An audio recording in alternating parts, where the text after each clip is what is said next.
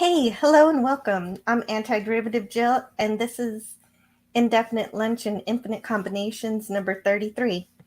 Today I'm joined with Pop Culture Curator and Scotty R37 from the Fantasmagorium to Hello, review. hello. Hello. And ahoy. Yeah, to review Star Trek. The next episode in production order is Balance of Terror. So, so how are you guys today? Really super jazzed about the episode. I know, Yeah, right? Me too. I'm excited. Yeah, it's a great episode. Absolutely. I'm over the moon I for this guess one. I guess this episode was voted number 6 as a fan favorite. Oh, yeah. Number six. What? Like at the convention? So I can't remember which convention, but yeah, according to this book, it was voted number 6. I would be curious to see that entire list. You were As would right. I. You gotta compare it. So I'm sure we all can guess which number 1 was, which seems to be the general consensus. right. The empath. Mirror, mirror. The Way of Eden. Yeah, exactly. I love my doc No, separately. actually, I believe it may be on the City on the Edge of Forever. I think maybe Oh, it City on the usually Edge of seems to be Forever, voted. of course. I was thinking of That seems Claudia's to be. favorite. My favorite Oh, is Devil in the Dark. okay. And that's why it'd And be my interesting to see the whole list, see where those things fall into. I know it's interesting. We all have a different opinion. Mine is the Doomsday Machine. Doomsday There you Machine go. is Oh, really that's a good. gorgeous one. I love that I'm one s- too. I'm really partial to Arena. There's something about that Gorn fight. Yeah, me too. That's in my top two. Yeah, same here. So thank you guys for joining me today. It's so cool to be here. Pop Culture Curator. I wanted to make sure everyone remembers to subscribe to his channel because we have an animated series show over there that we're doing that goes along with this one, which is very similar to this, where we also have Scotty with us talking about the episode, and it's at 7 or 8 p.m. Central every Monday. And next week we're going to be discussing the animated series episode Mud's Passion, obviously a sequel to Mud Swimming. Yay. And also remember to subscribe to Scotty's channel, The Phantasmagorium Show, Thank you. where he broadcasts with his friends. And right now they're working through the magic of Tarantino movies. And tomorrow they'll be reviewing Natural Born Killers, which Really should be scared of it. good. I Really haven't scared. seen it. I still haven't seen it either. So, Me either. so It's we'll crazy. both Yep. see it. And for reference to the production of these episodes, all the facts I share come from the Star Trek 365, the original series by Paul M. Block and Terry J. Erdman. And the idea to use this particular text as a source comes from Raquel or R.M. Briggs, who you can find broadcasting with the Clobbering Times channel. So you should subscribe to Clobbering Times if you hadn't already, and also read her amazing science fiction short stories. And so and today I understand that Pop Culture Curator wants to share with us some information about Alexander Courage's theme to Star Trek. Yes, thank you, Jill, and thank you for shouting out my channel. I had a great time yesterday. Me too. What a fantastic show that was, talking about the It sequel to was, Shortleaf. It was a yeah. blast. I don't know why that stream lasted almost 3 hours. I had more and more people coming in at the end. Hey, that's the magic of Star Trek's version of the holodeck. Just anything can happen. Well, It's that's true. true, huh? Which makes it more Yeah. interesting. I mean, the original series version of the holodeck is what I mean to say. Yes. Okay, I'm going to read an excerpt from Inside Star Trek: The Real Story by Herb Solow and Robert H. Chestnut, who were producers and executive producers on Star Trek: The Original Series. And this is in relation to, as Jill said, to Alexander Courage's score and his involvement. And it says Star Trek's music gave viewers a human point of reference for the unusual characters and events and stories. Alexander Courage's hauntingly melodic main title theme had served both pilots well.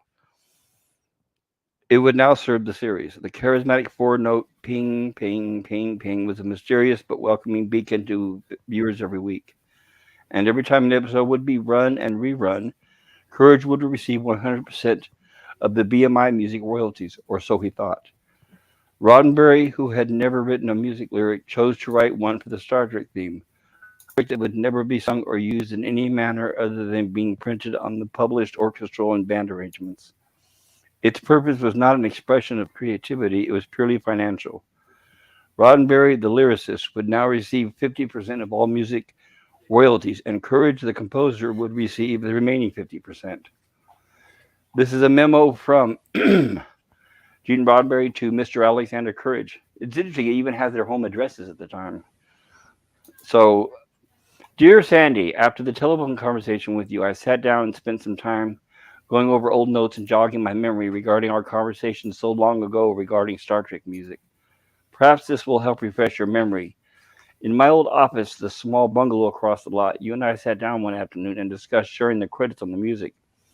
I recall very distinctly that you shook your head and stated you would naturally prefer not to split the money on the theme, but on the other hand, since this way is the way it was, and since we were working so closely to the concept, you would go along with it. You may recall that shortly afterwards, I decided you to do the theme on Police Story, unfortunately not sold, and did not ask for a similar arrangement since I had no strong notions about that music and did not expect to work as closely with you on it. I think you know it has never been my way or policy to be unfair. On the other hand, I have always considered handshake agreements not only to be as binding as written agreements, but also more important. I am certain you feel the same way and intend no effort to violate such an agreement. I am sending the enclosed to you in all hopes that a reference to your old notes on the subject will recall to your mind that conversation.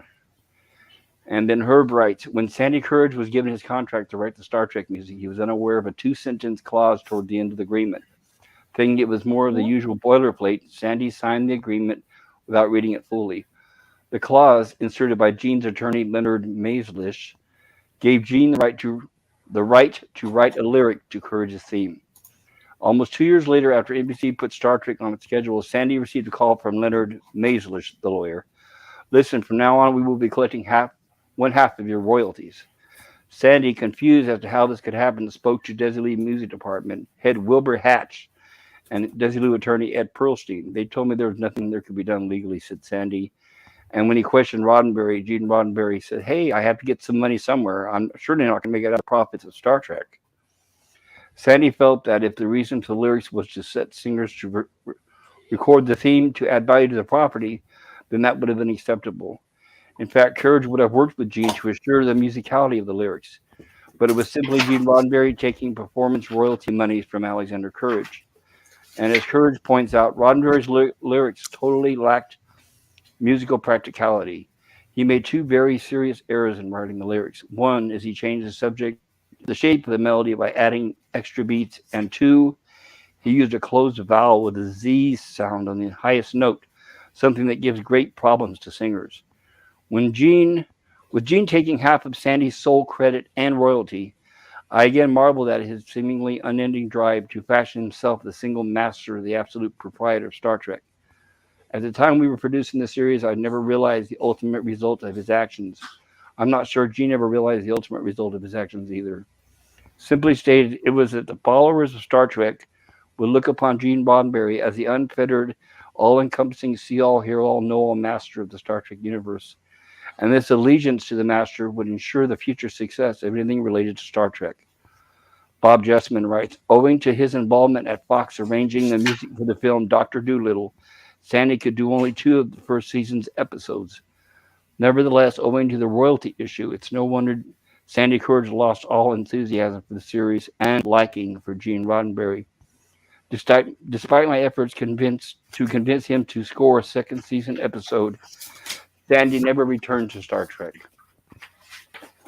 And that's my quote. So that's Sandy Alexander Courage's involvement with the series and the extent of it.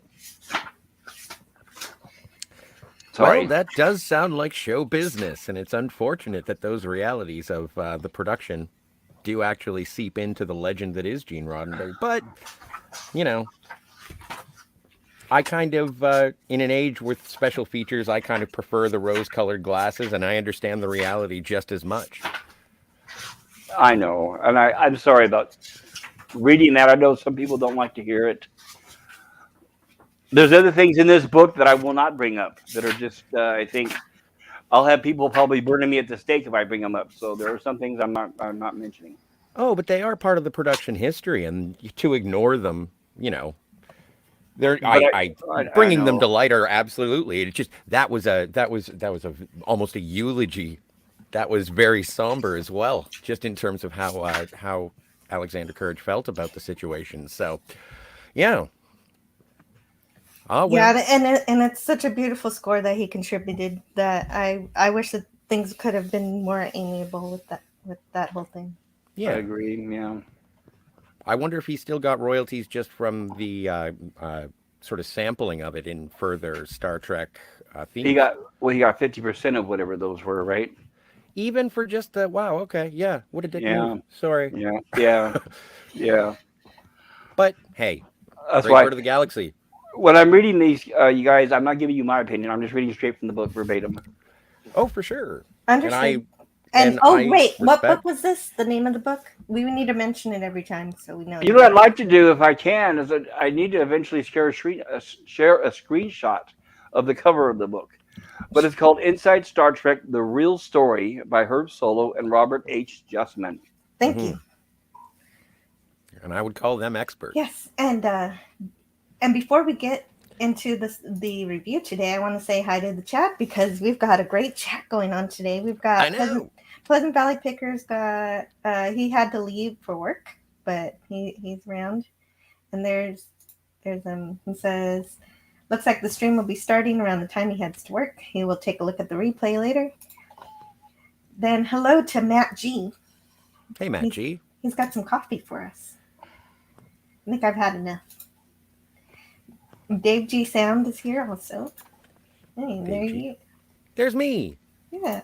Hey, me. And Hello, there's And hello. there's you. And there's me, the other me. and hello in the chat to Cap Infinity, Gold Leader standing by. Captain. Hello, Captain. Hail. Hey, Herc. Hello, Herc 130. Good to see you. Welcome. And hello to Lenrod and Oh, boy. Yamas Queen Jess. Nice. Hello, everybody. Gorilla's random thoughts wants to Not too point out late, how Gorilla. late I am. Yeah, I'm a little Oh, well. This one's a special one, so you've got to be ready for right. something like this A lot of episode. preparing for this one, right? Lenrod says, "I love this episode, right up there with Tribbles. Absolutely, Yeah, I agree. right up there with lots of the best of Star Trek: The Original Series." Hello there, Captain Fandom Nerd. So great to see you here. One of the great YouTubers around here. And Dave G Sound says it would be City, Cage, or Doomsday. I agree. According to That's Dave not a G bad Sound, trilogy. right?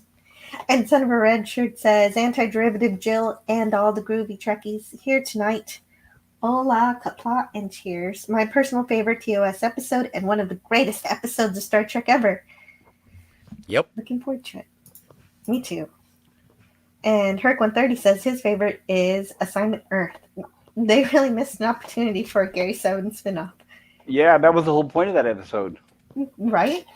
Although Terry Garr said it was the worst experience of her career and will not talk about it. It was Terry Garr the cat?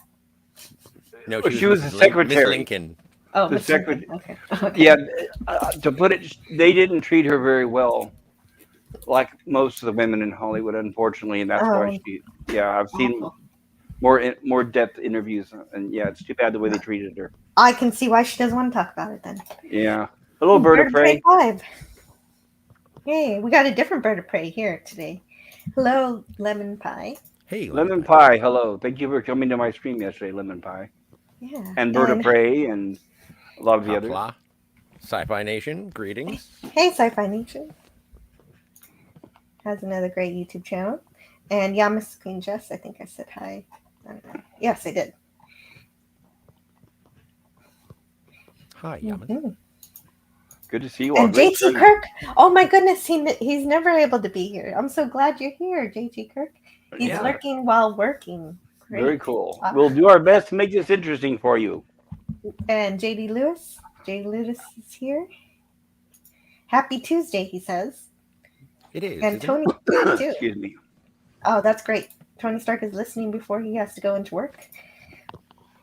Sorry about that, son of a red shirt. Yeah. Yeah, as a legendary Vulcan once said, fascinating. Yeah, right. The story is still fascinating. It's more difficult to unlearn I, something I, than it is to learn well, something. honestly, I knew this story, but I wasn't prepared. So let's see. Linrod says, at some point in the next few hours, I'll be headed to work as well. So Linrod. Very And Son of a cool. Red Shirt says, oh, I think it's perfectly legit to talk about. Just hurts my perception of the man when I hear these stories of backstabbing and duplicity just to gain a couple more bucks. Yeah, sure. And of course, when you hear these stories from these particular producers, creators of our favorite franchise, it's just one side of the story that we get to hear. Well, we're used to hearing Roddenberry's side. That's why I read this book here, so we can hear a different side.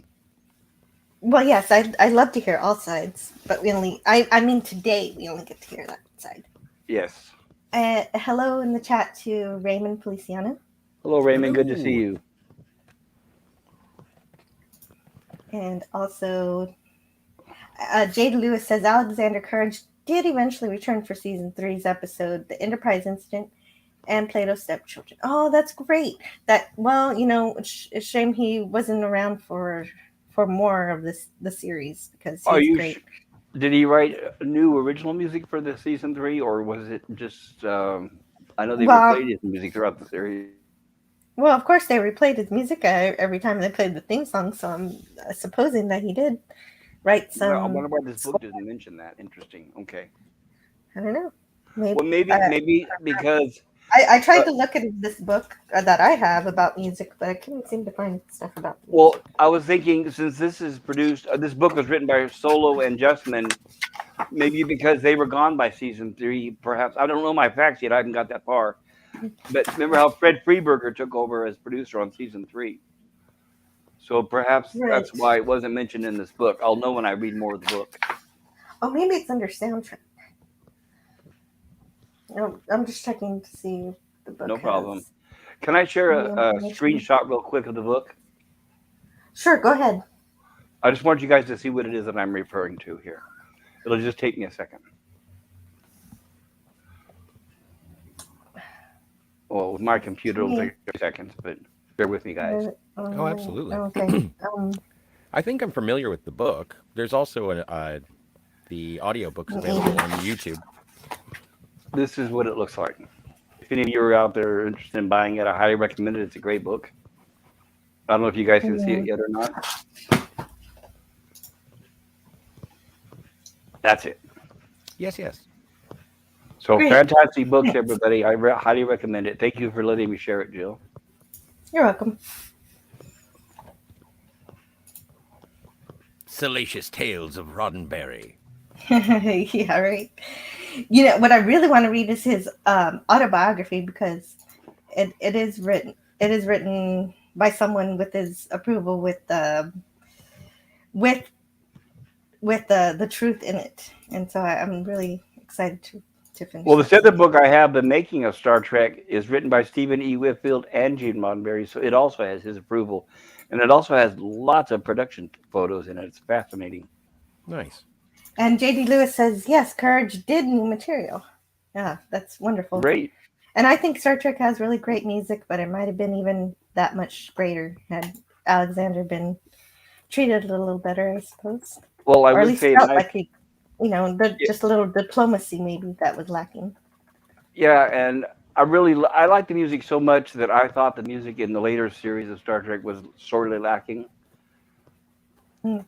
It just didn't have the drive and the oomph and the excitement that Courage has had, and the other writers, the other music writers for the series. It just seemed like Star Trek music really stood out.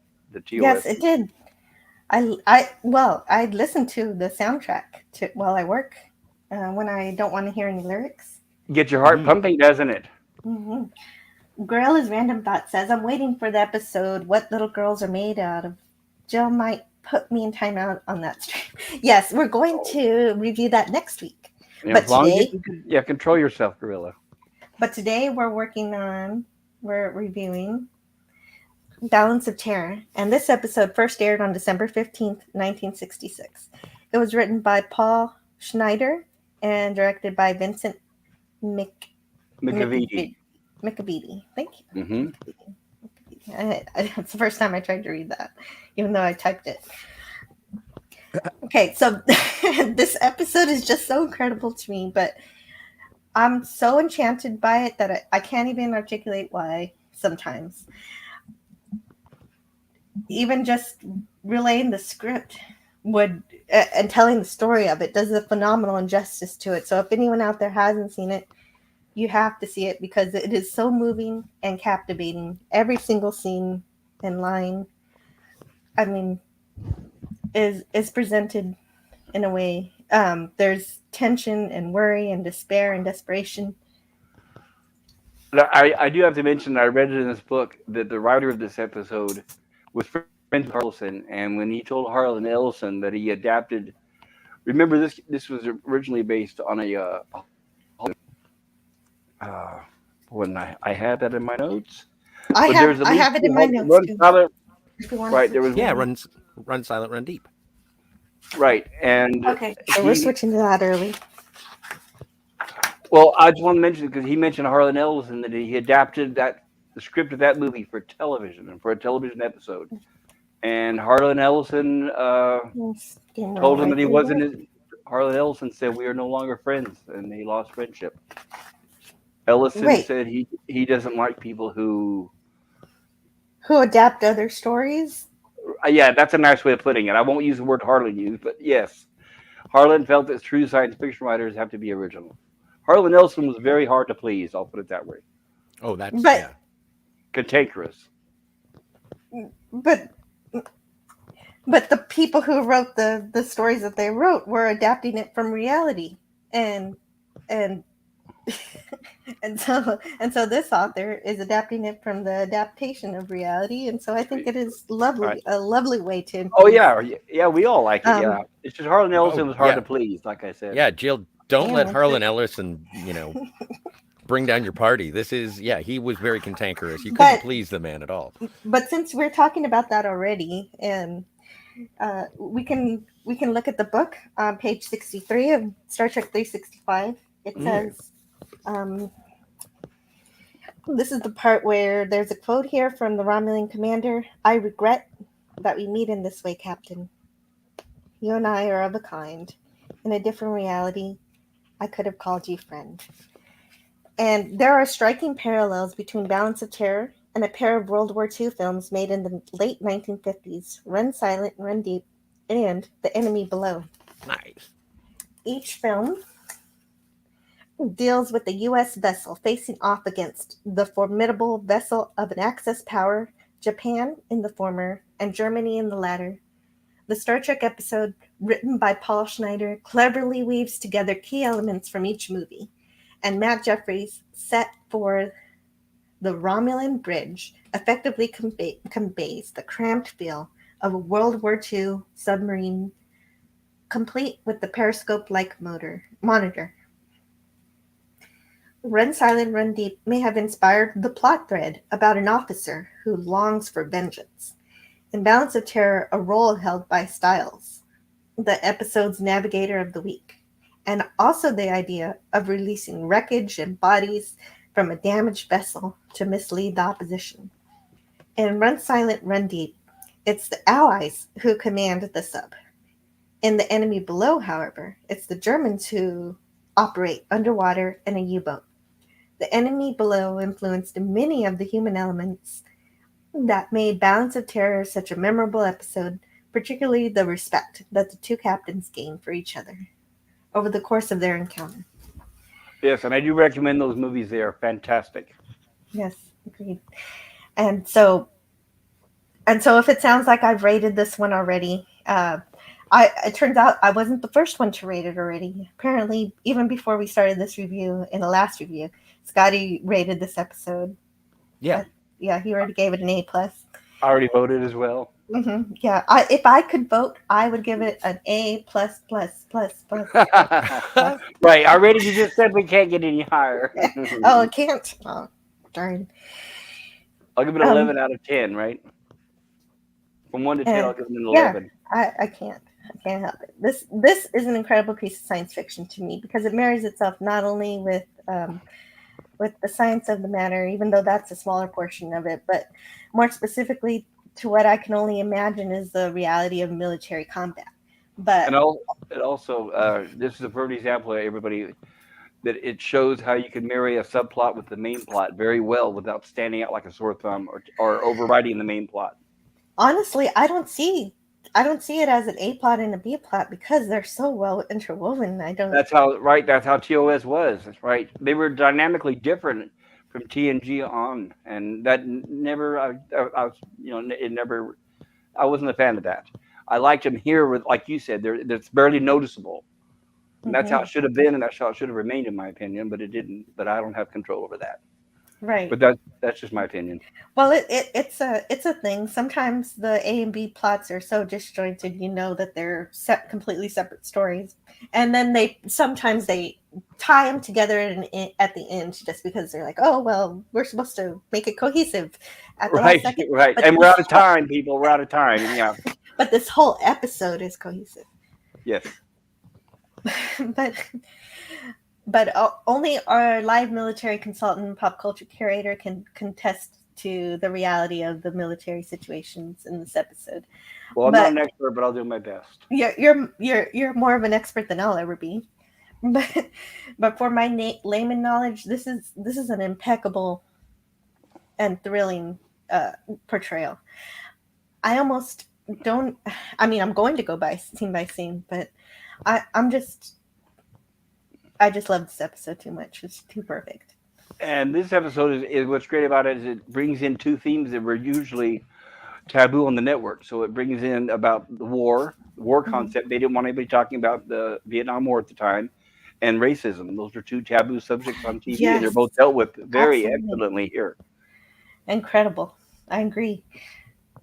We could even sit here and have a stage play where we read the entire script, and that would make me happy. But we're going to stick with the normal format. Okay. So J.D. Lewis says, "I adore Fred Steiner's stellar score for Bounds of Terror." Yes, Absolutely. Hmm. yes, the music, the entire Yeah, episode, like I said, I miss it. so perfect. I wish future Star Trek would have had such good driving music, but alas. Right. Yeah, imagine if Fred Steiner could work with Alexander Courage. Would have been even better. But it was incredible the way it is. Son of a Red Shirt says it's largely believed that the plot from this episode was called from two 1950 submarine war films, The Enemy Below, and the second film, the Robert Wise directed Silent Run Silent Run Deep. Yeah. Yep. Yep. And if you don't know, Run Silent Run Deep was directed by Robert Wise, the same man who directed Star Trek: The Motion Picture. Yeah.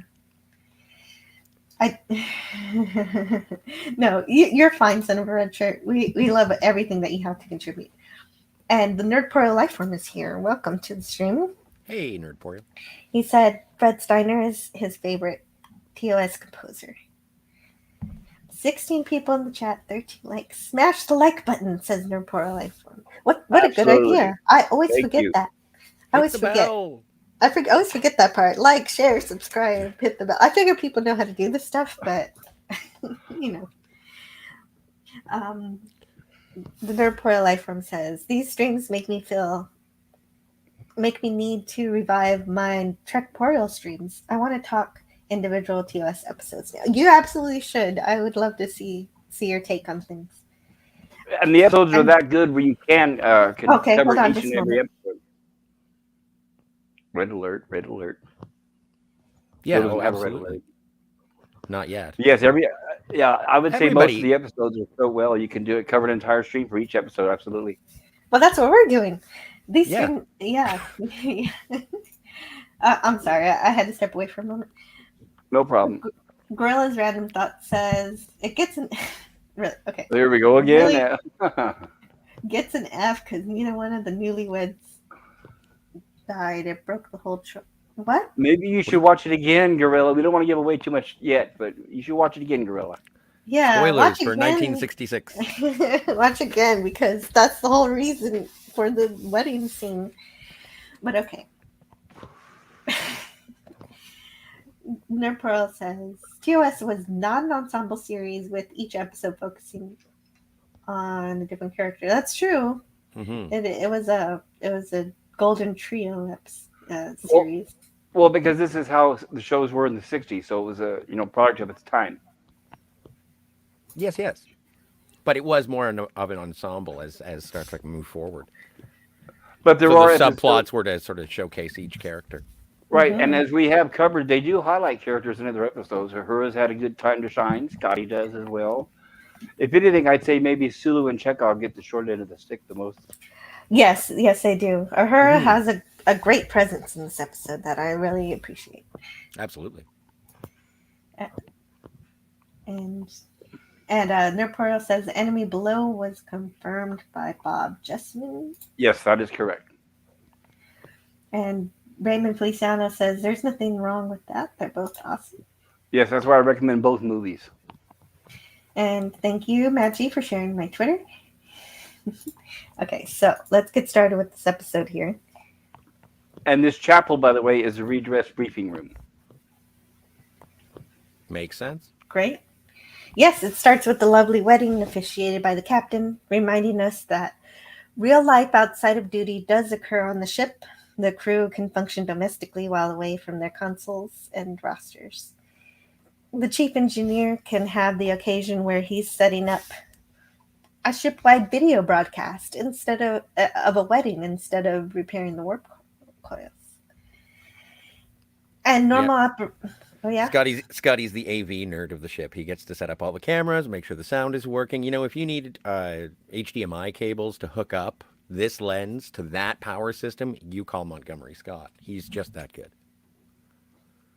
yes, I need him for my cameraman. There you go. And normal operations all over the ship continue, even throughout this. In the midst of this celebration, the Enterprise is on their way to check outposts 1 and 2 along the neutral zone. They're not responding. So Kirk is trying to keep it on the down low until they find out what's going on, hoping that the wedding can be completed before the couple's duties must resume. Like, that is a wedding on the fly. You don't even get a wedding dress, you just get a tiara. Yeah, that's not even a veil. It's just some feathers in her hair. I know, right? You figure it would be fancier. They're planning this. Well, I was thinking too that it seems like the captain would have a special shirt or something to wear for occasions like this, but I guess not. Yeah, dress uniforms. I guess they didn't have them yet. Well, this But is, I guess, their form of fatigues, right? So they Mhm. wouldn't have any reason to carry their dress uniforms with them. I could be wrong, though. yeah, I have no idea why she doesn't get a wedding dress. But when you don't have your family around, the ship's crew is your family. So I love the idea that the ship's engineer plays the role of giving away the bride, Yes. and we get the classic tune, the classic wedding tune of "Here Comes the Bride." Well, and I would guess that Scotty would be, because she's in phaser crews, right? So that would be her boss, Yes, too. So that's kind of a Yes. mentor thing. That's kind of nice. Yes. great point. And Kirk officiates. He says what is said in real life. And actually, I'm going to read from the book for this one. I thought you would. You thought I would. How did you know? Sometimes I can spot a Jill quote a mile away. Even though the wedding ceremony in Balance of Terror never reached its anticipated conclusion, it still set an important precedence in the Star Trek universe. Years later, Captain Jean-Luc Picard would repeat the wedding vows first spoken here by Captain Kirk when Picard performs a wedding ceremony aboard his Enterprise in an episode of Star Trek The Next Generation, Data's Day. Of course, Data's Day. Of course, the wedding in that one was O'Brien and Keiko. Yes, yes.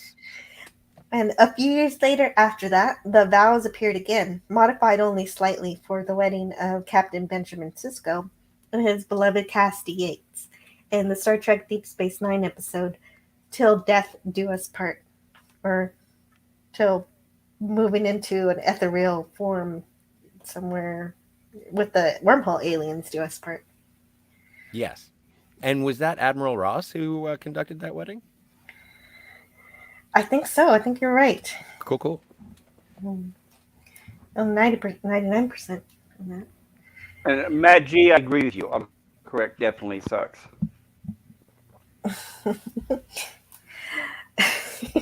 Is that the comment I had on? Yes, Yes. Nancy. Okay. So the matrimonial verbiage, much loved within Star Trek fandom, has been spoken at many real-life wedding ceremonies around the world. In the interest of those who wish to hang on to it for future reference, here are the first few lines. You're on your own for the rest, lost to posterity when the red alert was sounded, and balance of terror. Since the days of the first wooden vessels, all shipmasters have one happy privilege, and that is uniting two people in the bonds of matrimony. And so, we are gathered here today with you, fill in the blank, and you, fill in the blank, in the sight of your fellows, in accordance with our laws.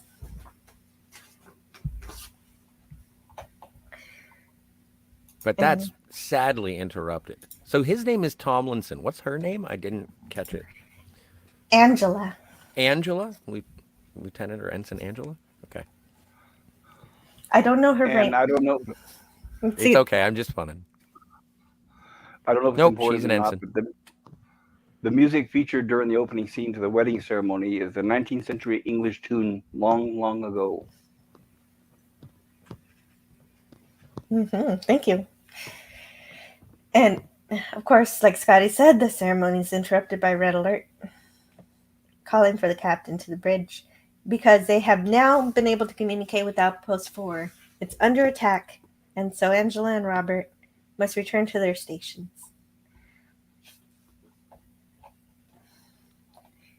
And before we get to the captain's log, I'll check out the chat here because I have Luckily. extra time today. Luckily, everything will go well for these two lovers. It'll Right, be everything will fine. be fine. Everything will be okay. Just a little delay. Yep. Just postpone on account of Romulans. Now they didn't get to officiate, right? No. Yeah, it was interrupted. Okay, so we're not married yet. Yep. Gorilla, I have not seen the video. I'm sorry. I saw that you sent me something, but I haven't looked at it yet because I was busy with this. I need to watch this. Sorry, I will watch it later. I promise. Hey, Dalek. Hi, Dalek451. He says, Hail, Dalek. glad to find a live stream, which I won't find Nope. depressing. We promised to cheer you up, sir. Yeah. Just like these two young lovers, they're going to be fine by the end of the Look, episode. look how happy they are. It's going Come to be on, great. how could anything go wrong for them? I know, they're so cute. The Nerd Poor Lifeform says, I need to watch those movies. I need to understand where Star Trek gets its roots from, besides Forbidden Planet. And I like Forbidden Planet. That's such a great movie. Absolutely. Definitely, I agree. And Nerd Poor Lifeform says hi to Dalek. Scotty Kenny. Exterminate! Cute. That was good enough? Thank you. Oh, that was amazing. That was perfect. Gorilla's Random Thought says, so they're going to be like Lamar and Talia. And oh my goodness, hey, don't use that language in the chat. Use alternatives. Space And, DMI. Yes. And having Spurpies in engineering around the corner. Lenrod says, space DMI cables. Exactly. AV Club, yo. Montgomery Scott, the galaxy's miracle worker. It's true. Hey, TJ. Hello, Hi, TJ. Welcome. And yeah, I wondered the same thing the entire time, but I didn't include it in my review at all. But Nerdporial brings it out here. I wonder why Outpost 1 was overlooked. It's a good question. Mm-hmm. I wish I had any knowledge of it. I'm sure it would be covered on Beta Canon. So there's something out there that answers that question.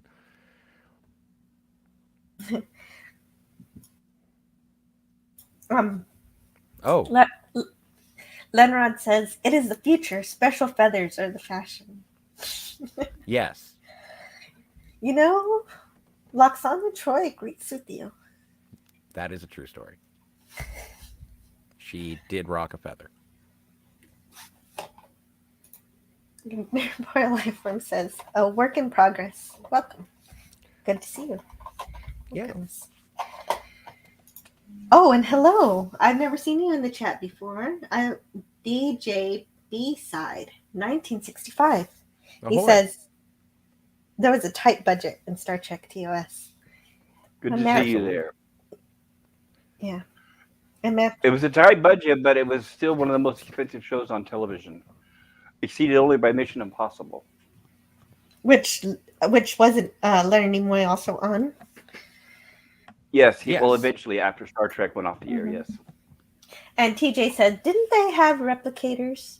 And not in TOS, they didn't. They only had whatever they had on stock in ship stores. They had what looked like replicators, but those were food processors that would take whatever was in ship stores and kind of 3D print whatever food was needed, right? Or like maybe futuristic dumbwaiters. I mean, the 3D print part I'm making up. I don't exactly know how it constructs the meal, but I know it only comes from whatever food they actually have in stock. Well, and they do have kitchens. They've established that with cooks, right? Right. So they have cooks. So you're right. It could just be the chef is making the meals, and it gets the order. You put your order in, and they send it down. But Right, we so I'm thinking- never get to see that kitchen. So No, at least not until Star Trek 6. oh, in Star Trek 6 we see it. Great. Right. Oh. Fascinating. Well, that answered my question. Thank you. I forgot about that. The Nurpura Lifeform says, I literally stopped what I was doing to listen to this. That is very telling of the quality of the episode and the panel, of course. Thank you, Nurpura Lifeform. And Todd Michael says, good afternoon. Hey, Todd Michael. Todd Michael, I'll give it a jab. Jonas Whiskey, something like that. Sorry. It sounds like something like that. I've heard it before, and I still I won't hope I even try. Yeah, I hope I didn't trample over it. I mean, no offense. I can tell you right now he's offended, incredibly so. How you know it's a he? Oh, I know Todd Michael. Sci-Fi Nation says they had reconstituted foodstuffs served from the food slot dispensers in TOS. Thank you. And JD Lewis says dress uniforms weren't introduced until court martial. Oh, Right, I was wondering that. Thanks, JD. Yeah, they Wonderful. were officially dressed. Yeah. Great. And Lenrod says, unlike weddings, court martials are actually important. Hey, Scotty didn't have to set up a camera for the. I don't court-martial. even know why I'm offended by that. I don't even care. You leave Angela and Tomlinson alone. I think that's what it is. Heck, you're ruining their special day. It's not the Romulans at all. It's, oh, guys. Oh, and Yamas Queen Jess gives us another instance where they say the words. Janeway used those words in the episode where Tom and B'Elanna get married. Nice. Yeah. And Gorilla's Random Thought says, so they should have beamed her over to the Romulan vessel with the phaser rifle in her hand, yelling, you ruined my wedding! And then the Federation would have a prize. Yes, I would love that. Right. If she doesn't accidentally hit the ship by shooting at everything, right? I mean, she would have to want to do that, and she could do it herself. Because everyone's busy with not dying, so she could easily stroll into the transporter room with Yep. the phaser rifle. Gorilla's Random Thought says, all right, got one chat, stopped reading halfway through. Fine, you used the F-bomb, and I didn't want to read it. I rephrased it, though. I will say that word, but only when I say it, when I need to say it. I agree with you, Lenrod. I love Mission Impossible as well. That's why I'm not a big fan of the new movies. They're nothing like the series.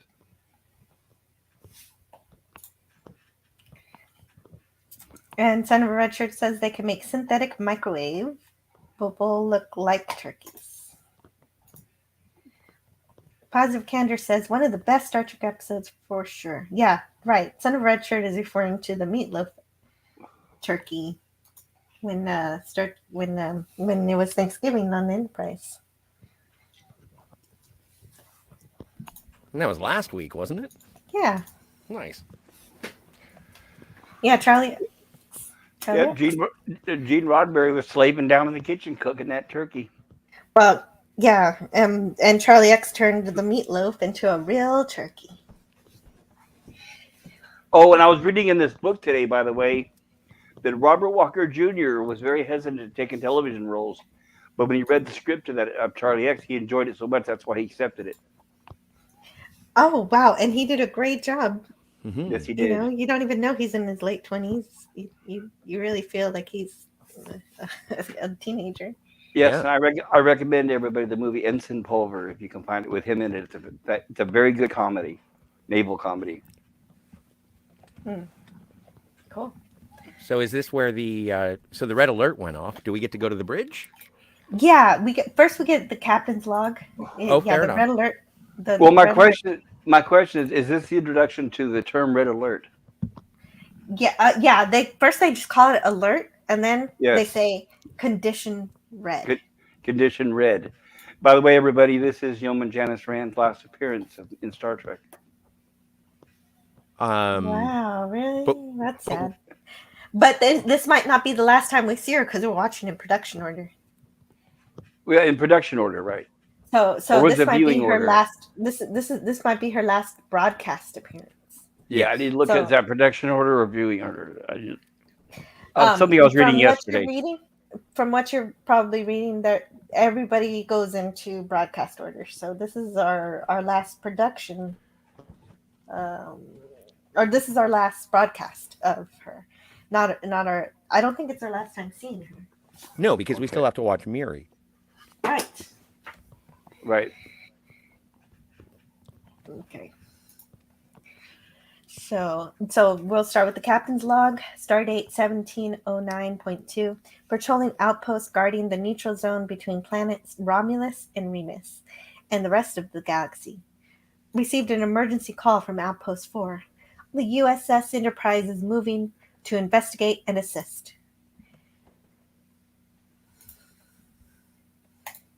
And so there's our couple going back to work. Yep. And everybody running for the Which I red really alert. enjoyed. This is one of those episodes where you get to see everybody working all over the ship. There is everybody doing everything during this episode. It is awesome. I But agree. yeah, and it's interesting too. We get to see the chain of when they give orders like fire phasers. We get to see how that's done in order by the different crew members. Exactly. Yeah, and Raymond, this came after. I don't know broadcast order. Yeah, I guess it came after Miriam broadcast order. But we're watching production order. Yes. Mm-hmm.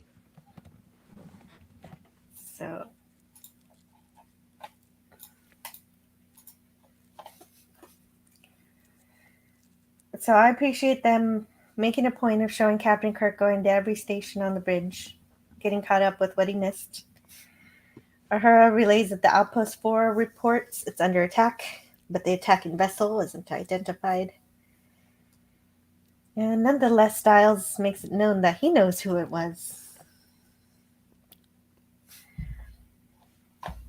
Now, with Styles, is this the same character that plays the captain of the Excelsior in Star Trek 3?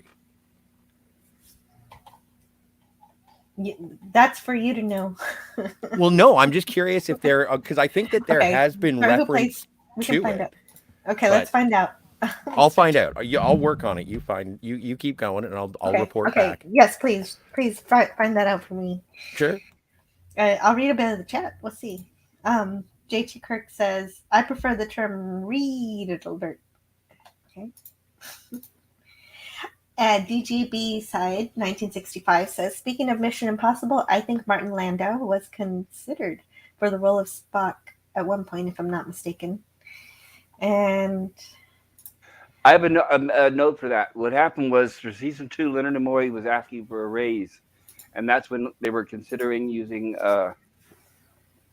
Martin Landau instead. They were even considering using Mark Leonard, but wow, they decided to go ahead and give Leonard Nimoy's raise from 150 to 250,000 per episode.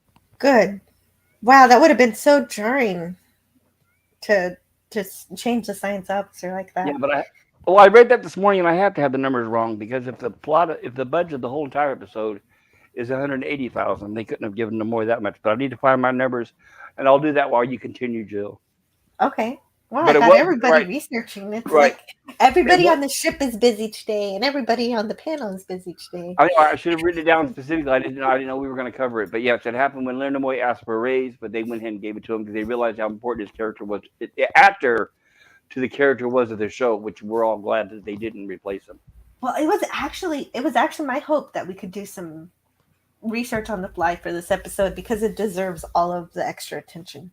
And if I may read this, Son of a Red Shirt says, is An Ensign Pulver the sequel to Mr. Roberts' movie that had Henry Fonda, Jimmy Cagney, and Jack Lemmon with Lemon Pulver? It is a sequel to Mr. Roberts. Wait, well, what's the question? Is an ensign? Ensign Pulver, the movie, right, the movie with Robert Walker Jr., the comedy that I mentioned a few minutes ago. He's asking, is that the sequel to another movie called Mr. Roberts? And I'm saying, yes, it is. Oh, okay. Right. Thank you, because I couldn't answer that. DJ B-side says, correct you are, Son of a Richard. Oh.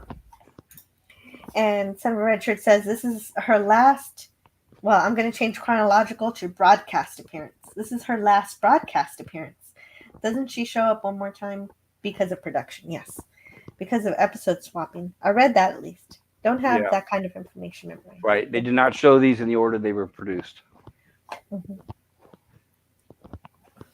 And JT Kirk says Reed Alert is a Star Trek Enterprise reference in reference to Malcolm Reed. Okay, now that makes more sense to me. Thank you. Okay. It's been a while since I'm really remiss on my Enterprise rewatching. And apparently Captain Styles and Lieutenant Styles were related, but they are not the same character. Oh, they're related. They're family. Yeah. That's really cool because family is very important to the Styles. They're a military family. Exactly. Well, it's too bad that Captain Kirk didn't address him when he boarded the ship. Oh, they didn't show a scene with them two together. That's right. Okay. No, Styles and Kirk were never just over comms. Yep. Just over. Yeah.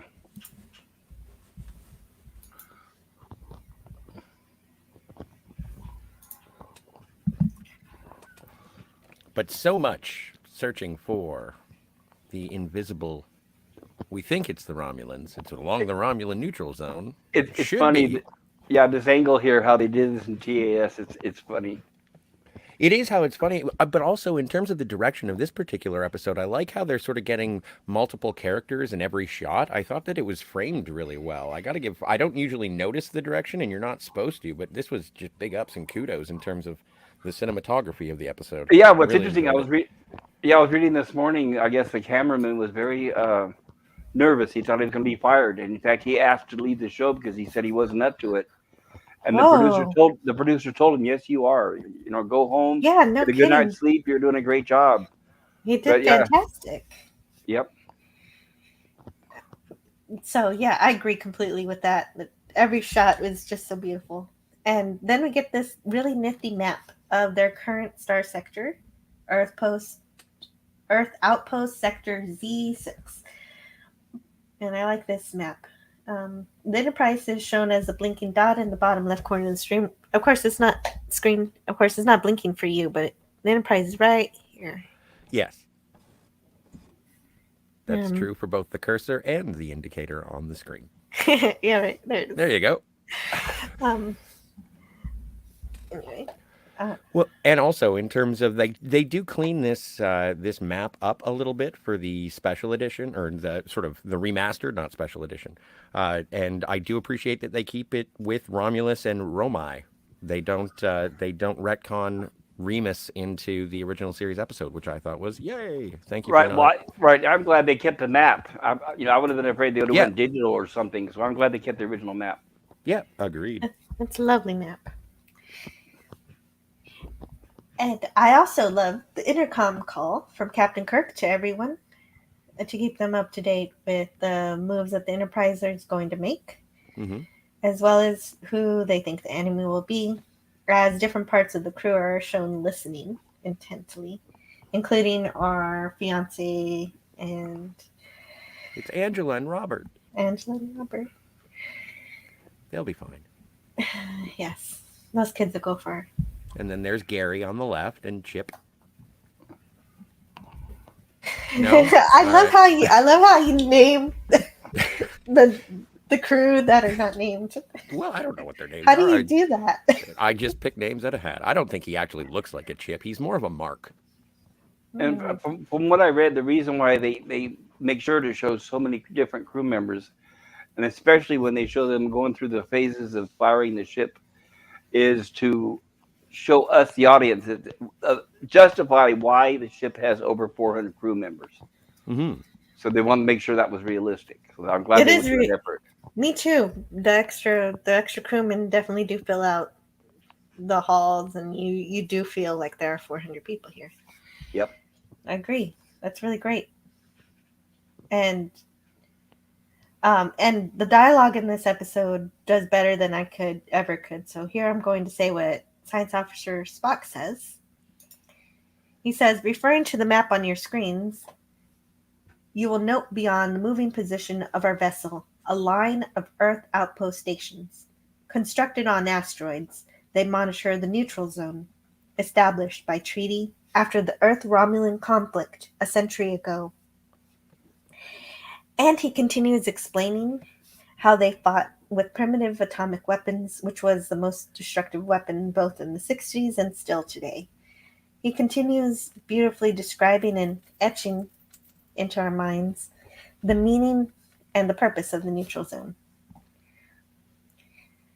He says, which allowed no quarter, no captives, nor was there even ship-to-ship visual communication. Therefore, no human, Romulan, or ally has ever seen the other. Earth believes the Romulans to be warlike, cruel, treacherous, and only the Romulans know what they think of Earth. The treaty, set by subspace radio, established this neutral zone, entry into which by either side would constitute an act of war. The treaty has been unbroken since that time, Captain. And that's where the episode takes a serious turn. Um, the the seriousness of it is very palpable and to me energizing. The mystery of the other is felt and known here on a science fiction show, and that is incredible to me. This episode is everything that I love about science fiction, and a way to make it dramatic but interesting. And I don't even need, usually I ask for some science, and here I don't even have to ask for that because it doesn't matter here. You don't. I mean, it's there, but you don't need too much of it because the episode is brimming with reality in this fictional setting, and any science it does do is very good.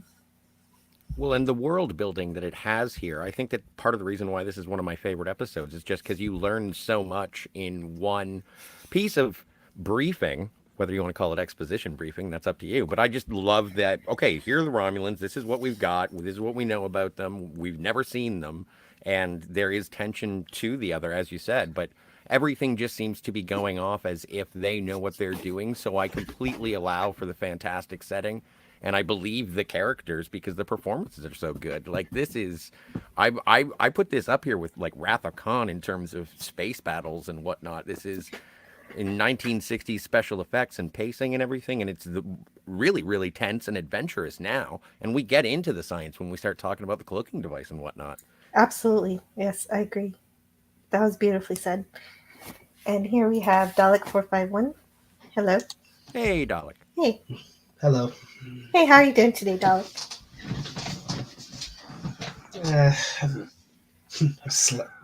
I've slept through most of the day. Well, hope you feel better. I know you weren't feeling well yesterday. Yeah, I think I'm not fully over the cold. This cold yet, but I think I'm getting there. Well, good luck and drink or eat lots of chicken soup. Yeah, feel better soon. Mm. In the meantime, Kirk's ending his shipwide broadcast with the chilling truth about what can happen in relation to this region of space, making this area more dangerous. The Enterprise can defend herself, but as Kirk says, but if necessary, to avoid interspace war, both these outposts and this vessel will be considered expendable. And that is something every crew member of Starfleet knows could happen, and everyone is prepared for that potentiality. And it is, we're not always reminded that this is the kind of commitment you accept when you join. And protecting Federation citizens is part of being in Starfleet. Yes. And Which is hotly contested depending on what the matter of the show is, whether or not it's a military, a pseudo-military, an exploratory organization with sort of just superficial trappings of a rank structure. Who knows? Like it's the future military that Roddenberry envisions. well, and yes, and primarily a defensive force, as you mentioned.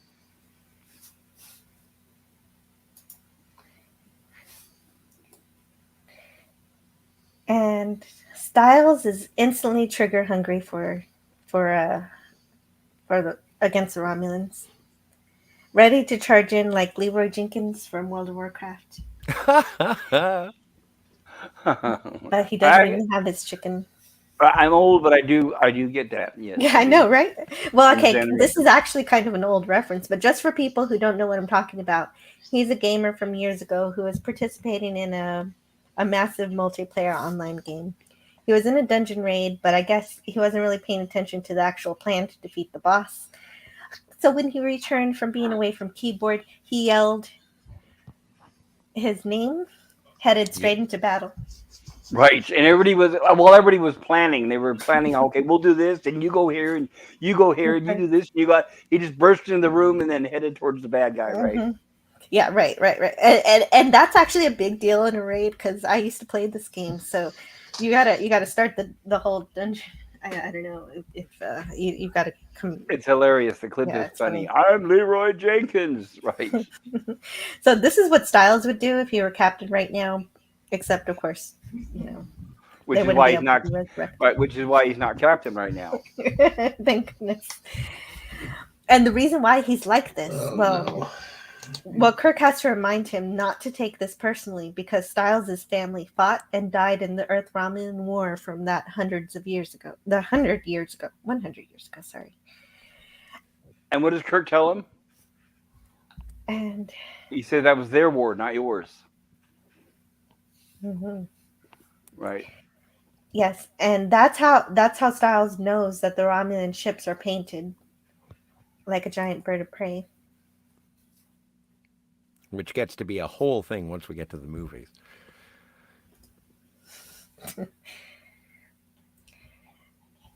And then Spock learns of Outpost 2 and 3 haven't been destroyed, and that's a heavy weight that's felt on Kirk. Which this Gail, episode. Oh, wait a minute. Oh, I'm so sorry. Yes.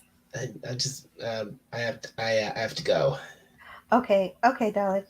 Take care, Yeah. Feel You Doc. better, okay? man. I'll see. Yeah, I'll see you later. Bye. Yeah. Bye, Dalek. Okay. I was like, oh. Okay, Dalek. I'm so sorry you're not feeling well. I hope you feel better. Absolutely, yeah. Yeah, feel better soon, Dalek. And this is what I mean, just in terms of the framing of the shots, getting Kirk and Uhura over his shoulder. I thought that was great. It does add depth to the ship, and everybody's doing something in this episode. It's awesome. Yes, I love this shot with her there. I agree. And the episode has this. The whole episode also has strong emotions charging through it, even though nobody really. It's measured. It's measured emotion, but it's there.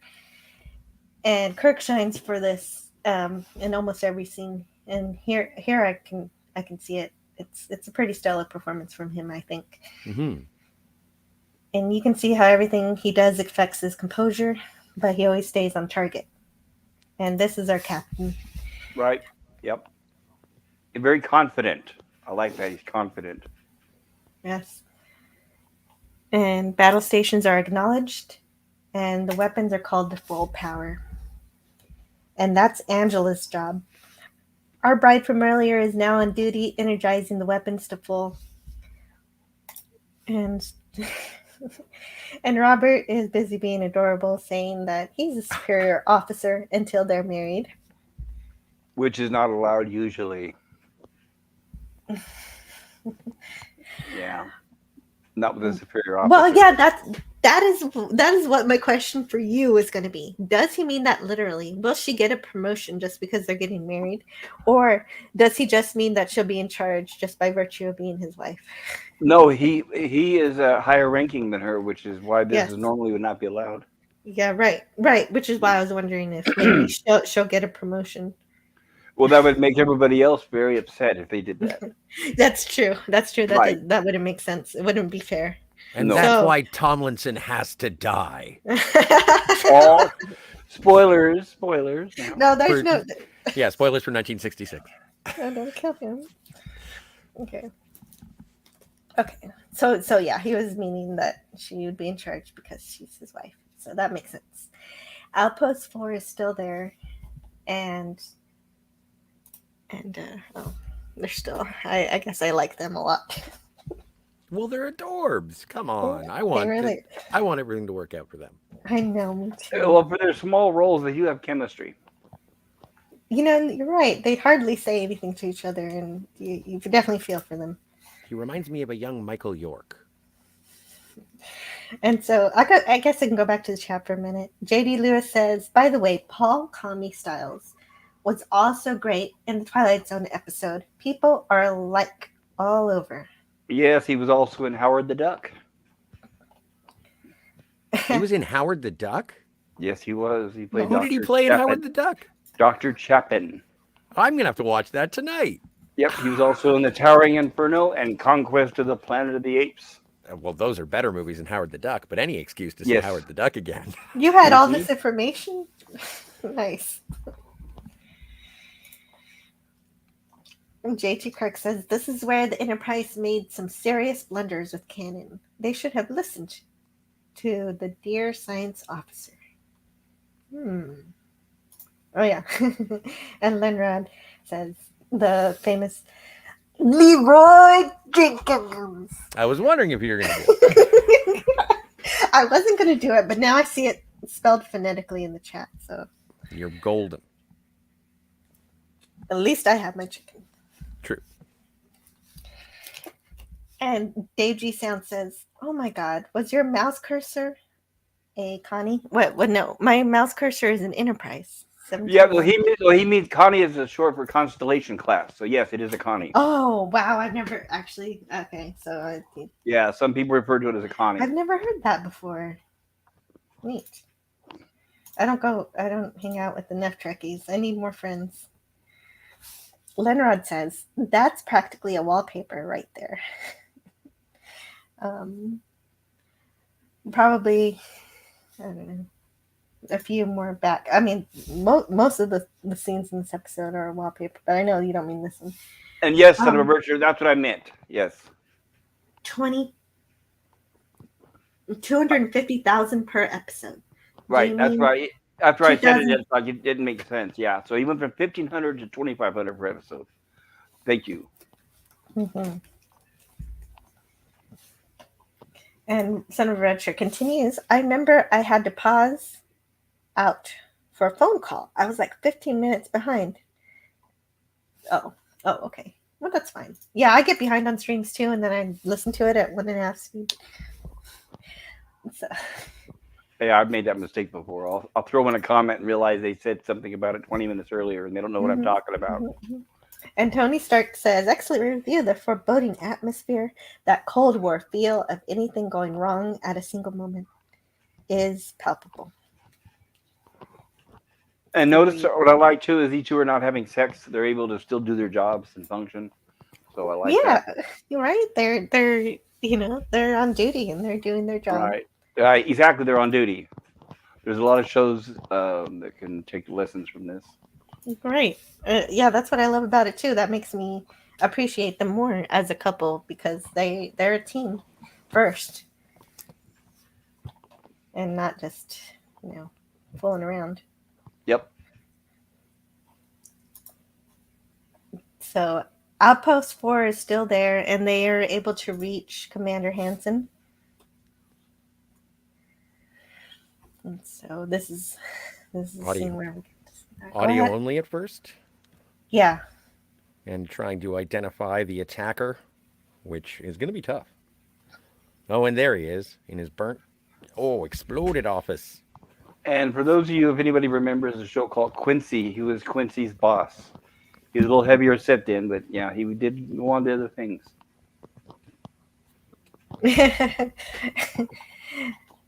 And JT Kirk. Well, thank you for using an F word alternative. What's Mhm. wrong with fooking around? Well, okay, no, nothing but at this point everybody needs to be working Right. towards That's the Romulan threat at this particular right. moment. That's for when you're off duty. There's a Yeah. difference. Yeah. Yeah. There's time for Wow, recreation, and you right guys are now strict. we are. Well, we run a tight ship here. Apparently, oh my Well, god. one weak link we know can bring down everything. So Tony Stark says the Romulans were so amazing in their debut. The tension in the tech gap gave a sense of being cornered as a result. That's right. The Romulans were superior in their firepower. but not their engines, which we'll You're mention. right. And so Hansen's voice acting work, I think, is really, really good. Because I'm nerve wracked just hearing his labored breathing, his distress, and his pain. Well, you So, definitely believe the tension of the attack as well. Like it is building the tension of the entire episode. It's great. The yes, foreboding, if this is what it can do to an outpost, consider what it could do to the Enterprise. right. Because the outpost was inside the asteroid, protected by a bunch of iron, and it seems almost hopeless the way this outpost is so easily destroyed. Well, you think Hmm. outposts would be heavily gunned and armed and protected, right? Yeah, right.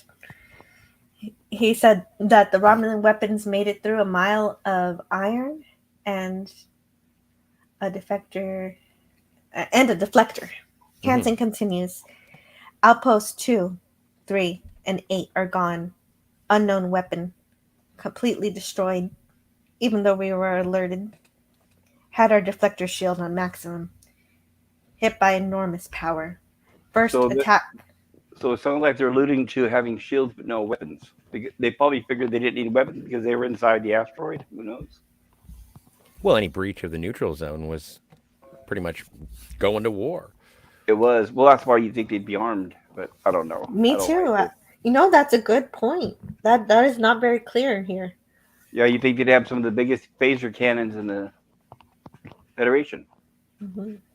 And instead, they're just presented as sitting ducks here. I didn't think about it that way. See, that's why we have you as a military consultant here. First attack blew our deflector shield. If they hit us again with our deflector shield gone, do you read the Enterprise? And then the Romulan ship appears, as if from nowhere, on Hansen's screen. So we're seeing what Hansen's seeing from his view screen. Hmm. Just before it's too late. The last thing he sees. Lighting. There it is. And we see the Romulan ship approaching the outpost, but the station can't defend itself. Oh, so it did have weapons. Here it is. The weapons are gone and the crew are dead. So it did have weapons, but the Okay, weapons good. have been disabled. So there you go. Gotcha. Everything's okay. See, the weapons still. That's better. The episode is still awesome. Yes. Sweet. Yes. Not that it would have taken away from it, but yes. Right. It wouldn't. It wouldn't. I would have forgiven it, but now we don't have to. So, the Romulan ship fires its red plasma weapon.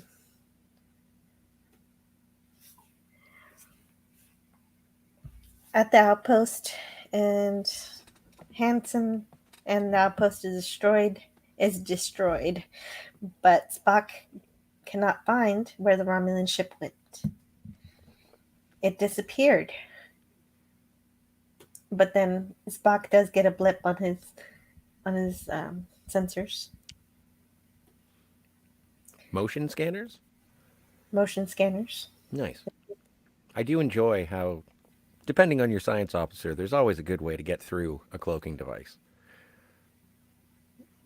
Well, in this case, Kirk guesses that they might only appear when they have to appear when they're using their weapons, and that seems to be what's happening.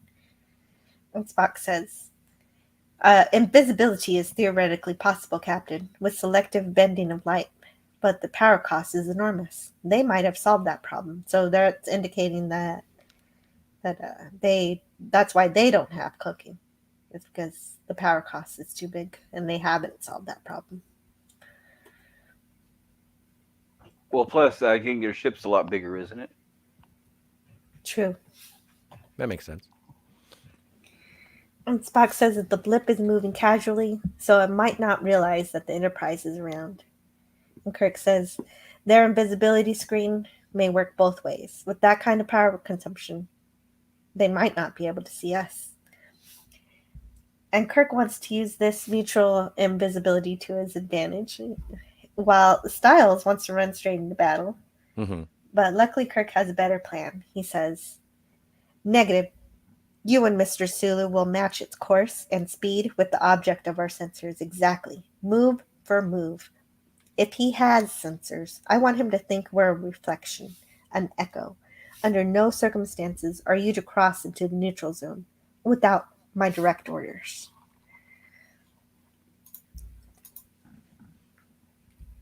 Which is a brilliant tactic. I really enjoy that, and it does reflect over, no pun intended, over to the Romulans when we get to them. But yeah, I really enjoy that as a tactic, and sort of, again, it's a great representation of Kirk being a knowledgeable captain and just being very confident with his strategy. It's great. Yep. No Agreed. therapy needed. No therapy. Were we supposed to get therapy? Right. We didn't need that here. Nope. Everybody seems to be on top of their game. He Yep. gets a little therapy later on. Yeah. Well, just the last. Oh, Just yeah, a he little. does. You're right. Just a You're right. little. Exactly what he needs when he needs it from a Mhm. friend. Precisely. And here we see some of Styles' insanity does come from a place of care. So he does care about the ship. He's worried that the Romulan spy might be aboard, but it also plays to his xenophobia. But Sulu agrees with this, and so the ship is on security alert.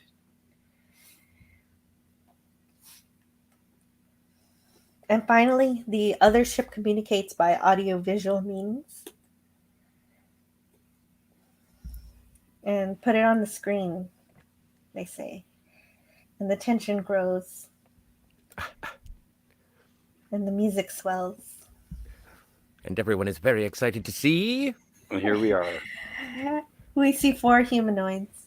And then we see our first Romulan. And By he the looks, master. and he It's a looks shame.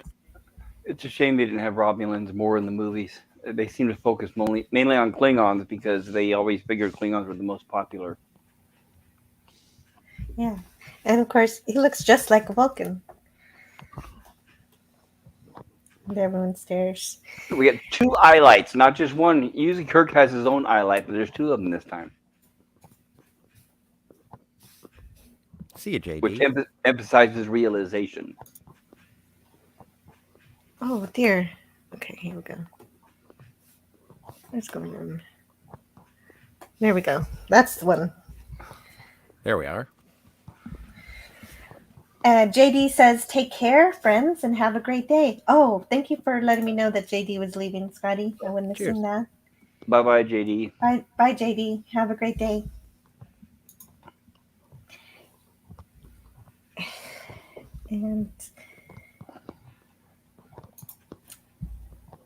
And so Spock's eyebrows, of course, betray a bit of emotion. Well, I suppose it would be shocking. This is the first contact, essentially, Yes. first visual contact with the Romulans. And Well, and this is the most excitement you'll get out of Spock's face at this point in the series. yes, absolutely. This is him bowled over. By the way, I was reading in the book. This was the director's idea for Spock not to look frightened like everybody else, and that's how it helped establish the character. Yes. Less frightened, more intrigued. Intrigued, yes. And so let's see how we're doing in the chat. Where were we? Actually, I don't know where it was. I didn't tag it. Oh, so hello in the chat to Cardinal Sin. Hey, Cardinal. That's great to see you around here. How are you doing today?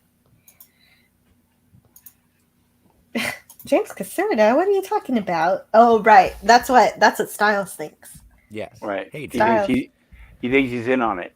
Yes. Yeah, James Caserta is speaking for Styles when he says Spock is a traitor. But of course not. But that's definitely his perspective. And Kirk sets him straight. Mm-hmm. And Cardinal Sin says, "This is my favorite episode of Star Trek, hands down." Wow, that's great to know your favorite episode. I hadn't known that. It was your favorite. And James Caserta says that Styles would say that Spock is a Romulan spy. Wow, James Caserta is Styles today. Tony Stark says hello to Cardinal Sin.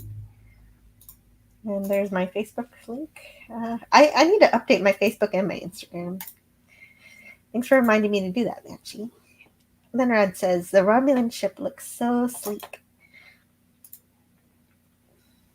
And TJ says, "If you put weapons even near a neutral zone, it could be thought of as offensive rather than defenses." And Not if both sides have defenses on each side, then it would be equal. And yes, James Caserta, this episode is slightly based on Run Silent, Run Deep, correct? Starring Robert Mitchum. Lenrod says silent but deadly. Oh, wait. Okay. And DJ B-side. DJ B-side. Okay, so Dad. Oops, wrong episode. Mr. Spock. Yes. Yes, Mark Leonard will reprise his role as Sarek. Mm-hmm. Even though the two actors were very similar in age. Mm-hmm. But it ends up working out very well for TNG. Yes, it does. Oh, yeah, especially because there's strong resemblance. Absolutely. Terje Tiberius Bork says, "Mark Leonard is Star Trek royalty. First Romulan, first motion picture Klingon, and Spock's dad." Yep. Thank you. Thank you, Terje. Terje. And Terje. from the I can Planet of the Apes answer it. TV show as well. Not Yes. Star Trek royalty in that particular Right. instance, though. Right. General Urko. That's him. And Yamas Queen just says, who would go on to play Spock's pure-blooded Vulcan, Sarek of Vulcan. Yes. True. Can't wait for those episodes, too. J.T. Kirk says, fascinating. He doesn't even have to say it here. J.T. Kirk says, the filth, disgracery, didn't have Romulans until they time traveled because writers didn't know the difference between Vulcans and Romulans. That's why they united them on Nibar. Also Vulcan, aka Vulcan. That sounds terrible. I only read that because I like J.T. Kirk. Oh no, I don't mean J.T. Kirk. I mean that idea. No, I know. Yeah. I agree completely. Oh dear. See, I stopped watching it at that point, Yeah. so I defer to J.T. Kirk's knowledge. And I'm not surprised that the writers didn't know the difference. That's not all they don't know. Yeah. Hmm. And I'm disappointed in Memory Alpha for changing the name of Vulcan. James They Caserta says, they changed the name on Memory Alpha. "Oh yeah, oh the Memory Oh, Alpha is muddled deeply in the filth." jeez. Okay. James Caserta says the Robin is Sarek's brother. No.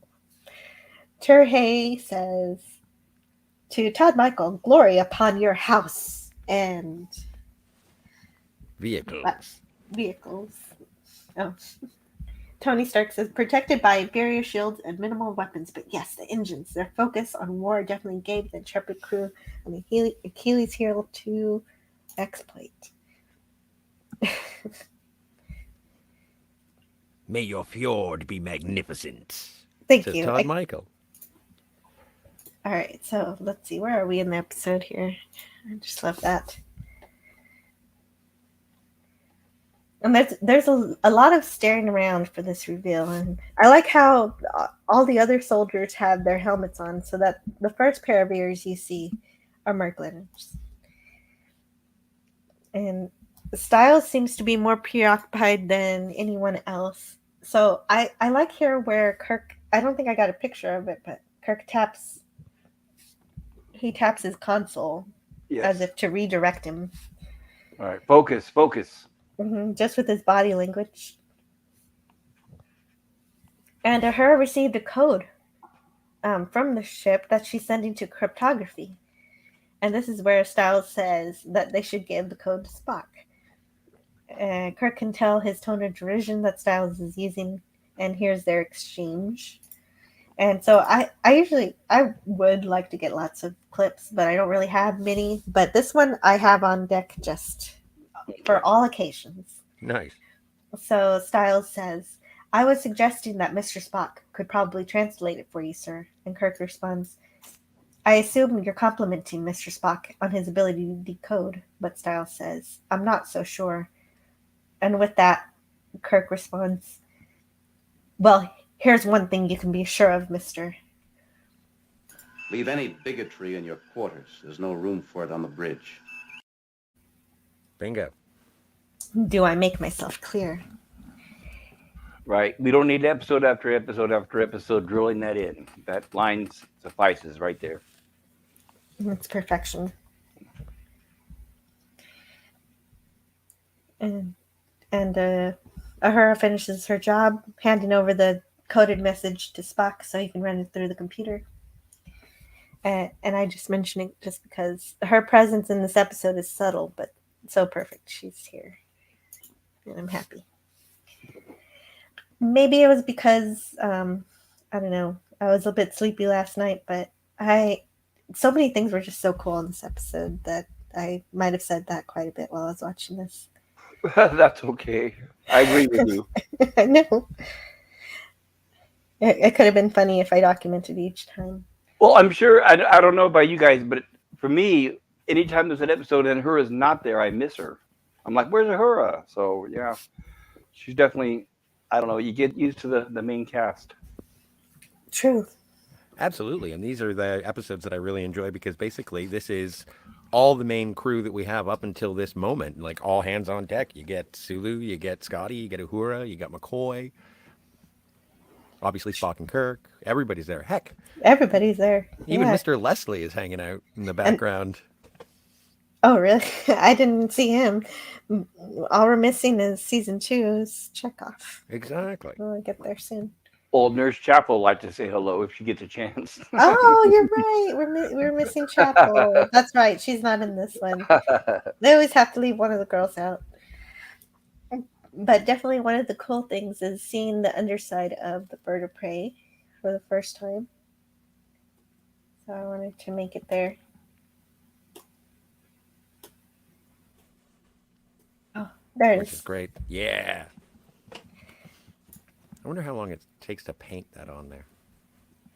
Do you have to do it outside? Do you paint it in orbit, or is there a dry dock that you get to apply the paints? Dry dock. Oh, okay. Absolutely.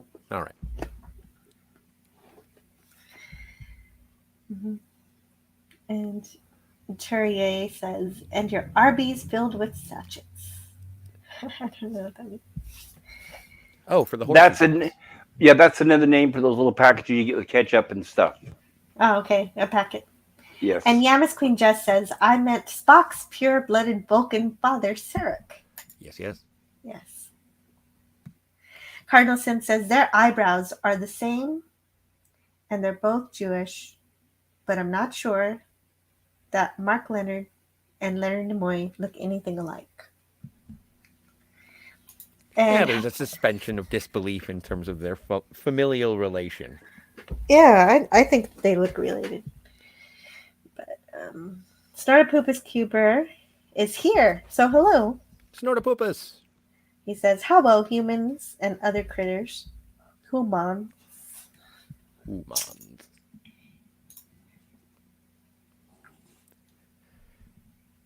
Yaniv Shi Ski. Oh, that's how to say your last name. Yanishivsky. I'm going to save that for later somehow.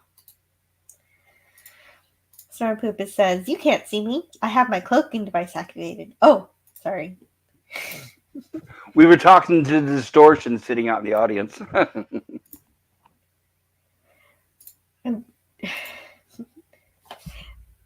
And Space Burb. Yes, it's Space Bird. Great decal, says Herc 130. And Lenrod says the parts are manufactured with the picture already attached. Thank you. And JG Sound says, lol, I was going to say it's a decal too. Yep. You got to go to the Romulan. What is it called? I forget. Never mind. So, and everything Mark Leonard says, I think, sounds like, I mean, he's just a genius. The way he presents his lines. And he's not even given a name, just Commander. The other Romulan seems to be fooled by Kirk's idea to mirror the other ship's movements so that the Enterprise appears as a mere reflection. And Jill, do you know about the helmets? But not the Commander. Tell me about the helmets, please. The helmets were designed by Walt Chang, who did the tricorder, phaser, etc. And the reason why they have the helmets is budget wouldn't allow them to do the ears and the makeup on all the actors. Oh, okay. I thought that was just a really cool way to just show us, Right. The Commander's ears first before everybody else's. Right. And I always thought growing up watching the show, it was because they were like his crew and they were wearing, like battle armor almost is what I always thought. But no, that was because they, like I said, it was because it was so costly for the makeup. Incredible. That's good information. Thank you so much. No problem. And by the way, one of these guys is the same guy who was in love with, who had to compete with Spock for T'Pol. Oh, Skan. Skan, that's it. Yes, so one of these from actors. Muck Time. From Muck Time, yes, that's it. Thank you.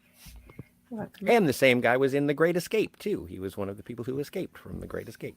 Good for him. He escaped from The Great Escape. He sounds did. like great. Senator Richard says, hello to Cardinal Sin. I agree with you regarding Mark and Nimoy. However, I believe it was Jane Wyatt as Amanda, the mother, that cemented the bridge for me. Just saying. Oh, yeah, right. Because it takes two to make a baby, and put those two together, and maybe then you can imagine that Spock is born from those two.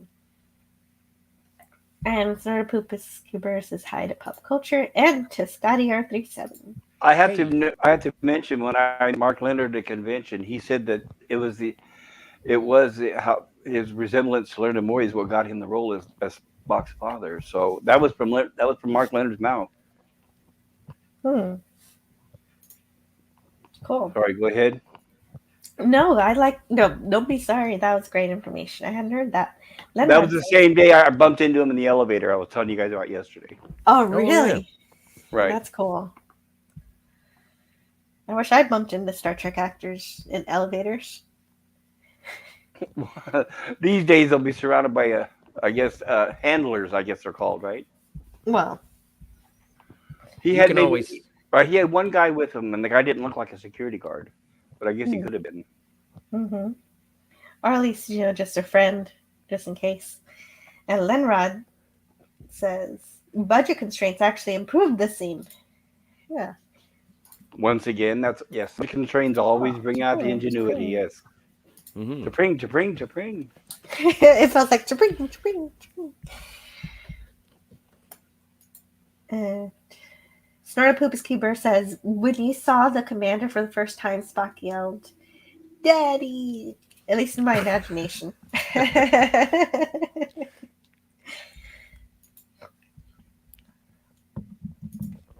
And so the Centurion thinks, the Centurion isn't on screen here, so let's find him. Oh, look at that. That's nice. Oh, and it's cloaking. That's cloaking. It's going, gone. Perfect. There he is. Yeah, the Centurion thinks along the lines of what would happen if Styles were the captain. He wonders why the Earth ship doesn't attack. But the commander is keen, he says. First, study the enemy. Seek weakness. If I were their commander, that is what I would do. Right, and their influences like Centurion and things like that are from ancient Rome. So they're kind of basing this loosely on ancient Romans. Mm-hmm. And we find out. Oh, well, I guess we're looking at them a bit more. Yeah. And I just love the costume design and the interior design of the bird of prey as well. Me too. That was him. That last frame. The guy from Mock Time. Him. Great.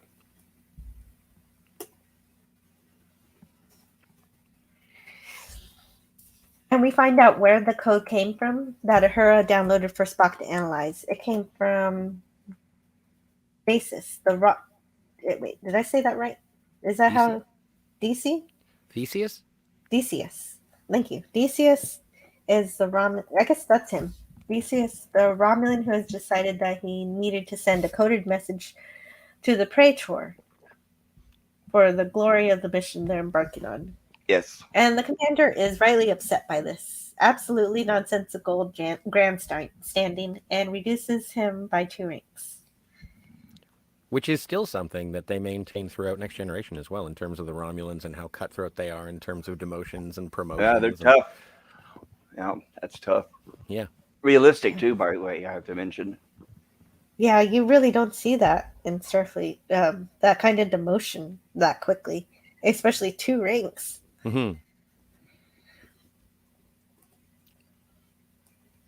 And the Centurion tries to warn the commander that Theseus has political power, which is dangerous. And I just like this line that the commander says, Danger and I are old companions. I eat danger for lunch. Yeah, basically. And the commander explains how he plans to start a war with the Federation. No need to tell you what happens when we reach home with proof of the Earthmen's weakness. And we will have proof. The Earth commander will follow. He must. When he attacks, we will destroy him. Our gift to the homeland. Another war. And so we can see his confidence. He's about as confident as Kirk is here. Mm-hmm. And the Enterprise is an hour away from the neutral zone. In the meantime, they examine a piece of debris from Outpost 4 in the briefing room. And I'm going to navigator there. Mm-hmm. The hardest substance known to our science crumbles. Yes, it's made of rhodinium. Makes sense. But also just to show the power of the Romulan weapon and what it can do to demolecularize. Yeah, and the weapon was an enveloping energy plasma, forcing an implosion. Did they show that weapon in TNG? I don't think so. No. What a shame. Maybe it was proven unstable. I don't know if they ever covered that or not. That's a good To question. Pringles. What's your favorite That makes flavor me of hungry. Pringles? And her sister Teespring sold T-shorts.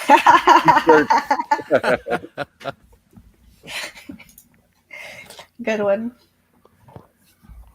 Son of Richard says the guy that plays Don in Amok Time plays Dacius. The guy who wishes to be permitted the glory of the kill in this episode. Agreed. Basic chess. Study what your opponent is up to. Yama's Queen Jess. Romulans were the Vulcans who rejected Sirach's philosophy. And yeah, they were at first on the same planet, and the Romulans broke off from planet Vulcan. That is the truth. Yep. Herc 130 says, God, Sortopupus Cuber is one of the greatest YouTube names I have ever seen. Respect and salute. Yes, Yes. I agree. And Sortopupus Cuber says, I like the TOS Romulan uniforms better than those ugly mattresses they wore in TNG. They more Michelin Man. Less Yes, they Romulan. did. It was the 80s. Shoulder pads were all the rage.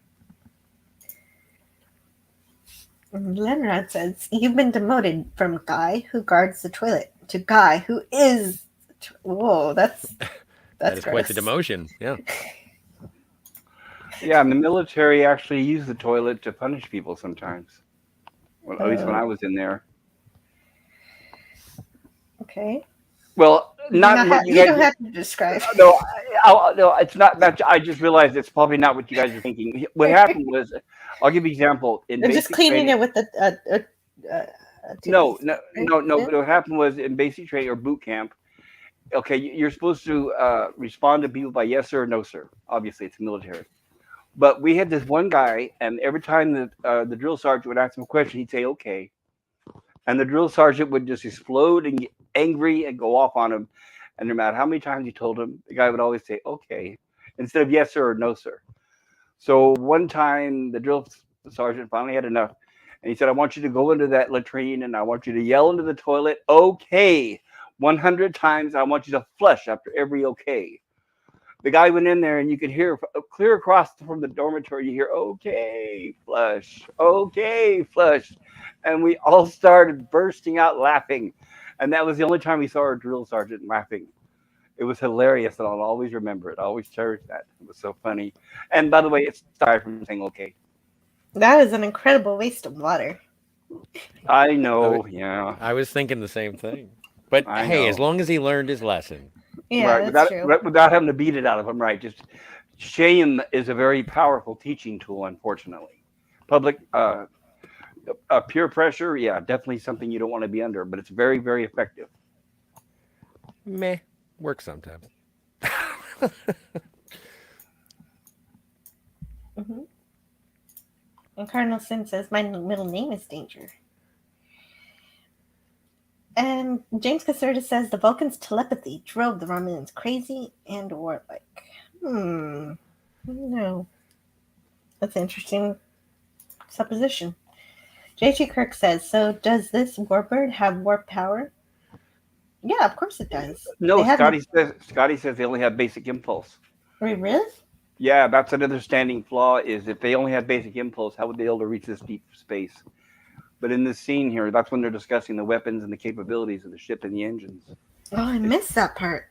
Yeah, he said subwarp or something like that is what he said. I should have wrote it down. I was reading about it in the book. Incredible. Seriously? They have nacelles, canon lore seem to not always agree. Also, relativistic speeds would have taken them years to get there. Yeah, so that's why I just assumed that they have warp. Nope. Or at least what? Okay.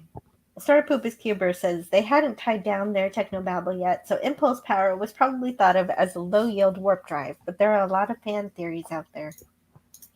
Well, what matters is what's on screen, apparently, I guess. And Hey, hello in the LDG. chat. Hello, Yeah, LDG. hi. Good to see you, sir. Yeah, hello, LDG. And Yamas Queen Jess says they broke off from the Vulcans due to a disastrous first contact with Orion space pirates. And JT Kirk says, "Okay, drill sergeant." Exactly. And hello to Andy Masterson. It's great Hey, to Andy. see you here. He says 57 Chevy and a tank full of gas. Oh yeah, that's from Blues Brothers, and that's how Marky C ends his broadcasts. Nice. And Mr. Poopa says, and to this day, that guy is still talking to toilets. Okay. Okay, every time he goes in there, yeah. Oh, okay, you again, huh? Yeah. And Cardinal Sin says they were probably towed out there by a warp-capable vessel. Okay. Sure, that works.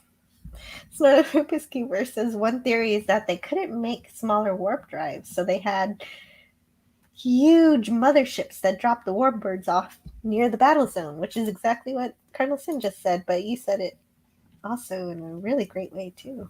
Nice. Wow, I like it. No, I like that theory. That's a good Well, theory. you think if that was the case, they would be within range to help, back up Mhm. these smaller ships if that was true. Unless they're just like a ferry and they don't have any kind of weaponry or anything. Well, then it wouldn't be a mothership; it would just be a tugboat, pretty Yeah, much. yeah. But I mean, if you're a Romulan, you're going to make an aircraft carrier, not a tugboat. So yeah, then Yeah. there should have been there. Yeah.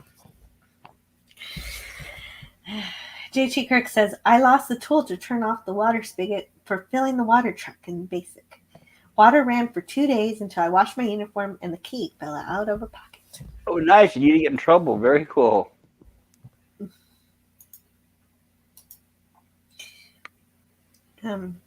I don't know what the typo was or what you were saying. I'm sorry, Raymond. I did read that. You read something in a Star Trek book? It's always Yeah, I'm good. not. This era of Romulan space going vehicles is sort of because then the next time we see the Romulans, they're using Klingon or birds of what are they? Just Klingon battle cruisers. And that was only because that was the only model they had, so they had to Mm-hmm. write a story around that. Hmm. Yeah, that was after they lost Hua Cheng, unfortunately. So in the original series, the Oh. Romulans are very mysterious in terms of what their goings ons are. Well, there for years there was fan circles talking about how there was at one point an alliance between the Klingons and the Romulans, and they shared tech. Hmm. Interesting. But but I don't know if I've ever. In TOS, I never saw that mentioned. I don't know about the future Trek series or not. But Mm-hmm. that's why when people said why are the ships similar, they said, well, they used to be friends and they shared tech. But that, like I said, that probably no more than a fan theory. Yeah, but fan theories are great fun. And Right. of course, McCoy wants everyone to remember that all the actions taken here will have an effect on millions of lives. And Kirk takes the opinions of his crew. Styles thinks that they should attack now, since the Romulans are the ones who broke the treaty, since they are on the wrong side of the new program. And look at this look on Scotty's face. It's like, oh, what is this guy? So it's good we get a reality check from Sulu, asking how to aim at an invisible target. And Styles says they can use sensors, but Sulu says, and hope for a lucky shot before they zero in on us. And Styles continues as he becomes more heated, more unstable. These are Romulans. You run away from them, and you guarantee war. They'll be back. Not just one ship, but with everything they've got. You know that, Mr. Science Officer. You're the expert on these people. Well, Always left out that one point. right? What he's saying is true, not the way he's putting it, but it is true if they show weakness. Yeah, and Spock isn't taken aback by this. He agrees. Yeah, Yes. Spock's all for this course of action. Right. He agrees because if Romulans are an offshoot of Vulcans, then an attack becomes even more imperative, he says. Like Earth, they had their aggressive colonizing period, savage even by Earth standards. And if Romulans retain this martial philosophy, then weakness is something we dare not show. Oh, I love that. Unlike TNG, where they, well, can't we talk them out of it? So to Spock, either the Enterprise attacks or war is certain. So he agrees with Styles. But for the right reasons.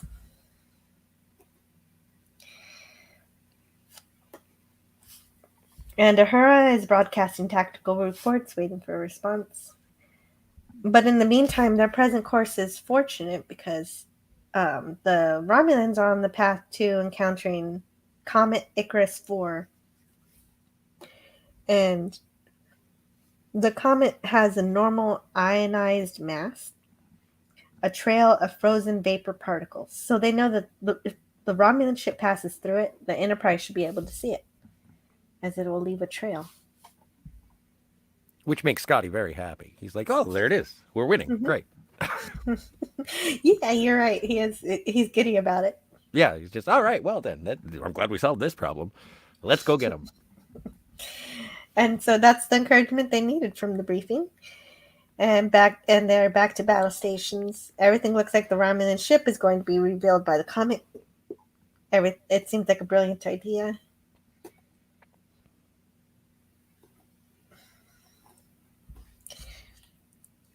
And the commander says, "How pleasing to the eye it is. Behold, a marvel in the darkness." Talking about the comet. So the Romulan commander believes the comet will actually help them, that it'll obscure a ship from the Enterprise until the other Romulan mentions that the reflection has stopped following them. And that's what tells the commander that that his original thoughts were not correct. He realizes they're in danger and calls for a quick escape maneuver.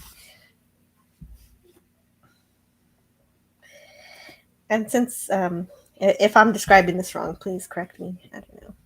And since the Romulan ship doesn't appear as expected, Kirk knows that the commander figured their plan out. He marvels at it himself, saying, "He did exactly what I would have done. I won't underestimate him again. Now, fire blind. Lay down a pattern."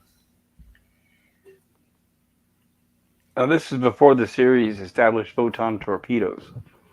Right. Yeah, so we just have phasers. Proximity blasts, yes. And so they shoot blind, and they manage to hit the Romulan ship, rocking the crew inside. And a beam falls from the ceiling and the Romulan ship, so the Centurion pushes the commander out of the way, getting crushed himself instead. The only sane person left on the ship to balance out with the Romulan commander. It's a shame. It's a shame the Centurion is down. Yeah, it is. Enormous shame. Well, they established, he kind of reminds me of the relationship between Kirk and Bones. I think they've been friends for years. Agreed. Yes. So he's lost his main support. The control circuits for the phasers have been burned out. Oh, that's after we get through this. See you later, Linrod. Have a good one. Yeah, have a great day, Linrod. See you, He's Linrod. got time to get ready for work later. I know. I'm able to go on a little longer than normal here. So I'll be hitting the time where a lot of people gotta go and stuff. Have a great day. And look at those circuit boards. I love it. yes, the Maybe controls even a vacuum tube or two, possibly. definitely. The control circuits for the phasers have burned out, and Spock has to go under the station to put out a fire and repair.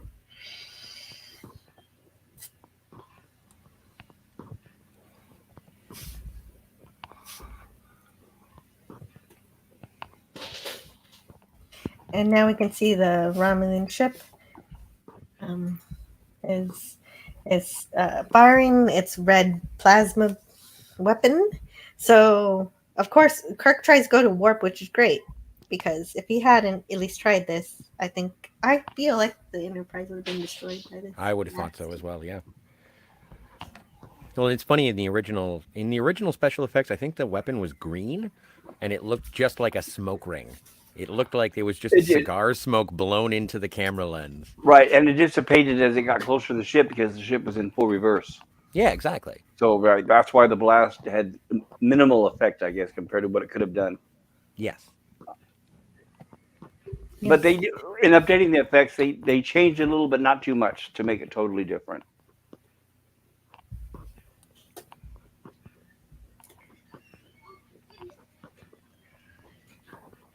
And Sulu suggests, oh, this is the end of the slides here. So I'll go to the chat for a bit then. Let's see. And, Raymond Feliciano was talking about the motherships, the idea of that. And J.G. Kirk says, warp drives for cloaking devices, much like British traded tech with Americans all the time in World War II. That's a good point. So Poopus Cuber says, the Romulans brought the ships from Kripo's used D7 Emporium. And there's my Twitter. Yay. Thank you, Maggie. J.G. Kirk says, the Romulans sound like sand people. They'll be back. And in greater numbers. Okay. Rick 130 said, very well, at work. Good thing I am the boss. So everyone thinks I am listening to motivational and educational speeches. In a way, I am. Every now and then just shout, I am Captain Kirk. Yeah, there you go. That's motivational. Yeah, I think so. Give me the brandy? Yeah, that might be a little questionable at work. No, fair enough. I think Captain Kirk's leadership style is very motivational. Yeah, and there's no question. Nobody will question you if you say that, right? James Caserta says, Rom's in cahoots with the Klingons secretly. Okay. And Raymond says, I believe the book was titled Riansu. And Carnelson says, wow, you've done so much work with these great screen grabs. Thank you. Yes, she has. Jill is very masterful at this. I just find which scene I like the best. Star Trek did all the work. I just copied and pasted. Raymond says, rest in peace, Angela Lansbury. And She died? I haven't heard that. Oh, poor thing. That's sad. Mm-hmm. I didn't know she passed. Unless she passed a long time ago. I hadn't heard that. Me neither. Do you know who she is, Jill? Or was? Tell me. I guess she was mostly known for Murder, She Wrote. I don't know if people watch that or not, but she did some Disney movies, Bedknobs and Broomsticks. And she was in a lot of musicals back in the 60s. What? Beautiful woman with an excellent voice. Oh, she was in Beauty and the Beast, the cartoon. She did the Teapot, the Disney cartoon.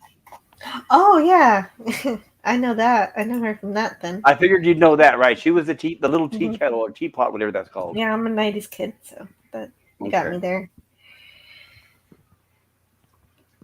Oh, wow. Well, all right. Oh, then this happened today. Then. I would That's what assume it sounds so. like. Yeah. She died today. Wow, she's 96 years old. Yeah. Rest in peace, Heavens. Angela Lansbury. Well, thank you for bringing that to our attention, Raymond.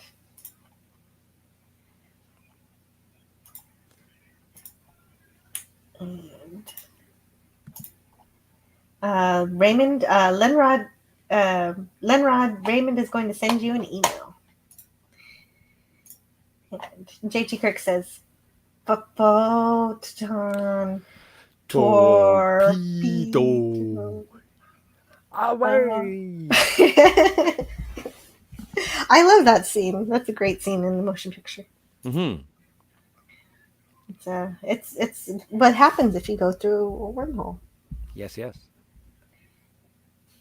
Snarpoopus Cuber says, and some fans retcon the concept of a phaser set for proximity blast, looking like a photon torpedo and even making a similar sound.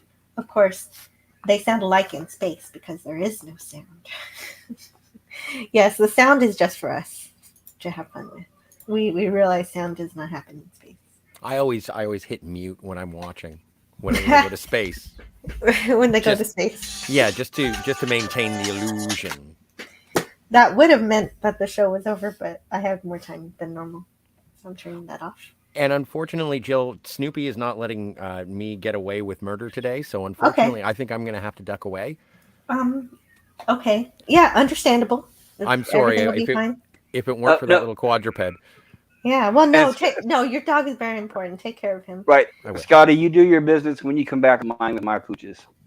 Mhm. Cool. All right, I'll do my best. I'll be back. Okay, great. Okay. Thank you so much.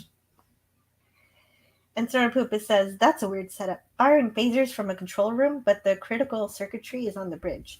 Do any I of the could be movers- wrong. I could be wrong, but I think the plot, according to the plot, I think is the circuitry on the bridge is what sends signals down to the control room.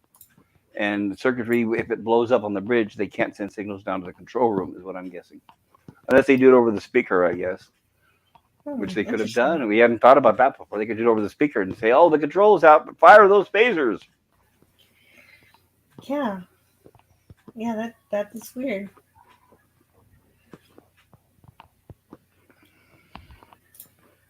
Wow. And Matt G posts a link to Doomcock's channel. Everybody subscribe to Doomcock. We want to get him to 300,000 subscribers this year. I think we could do it. He's at 290 as of yesterday. And he's been on YouTube for 5 years, making us all feel a little more joy in the darkness that has befelt pop culture in general.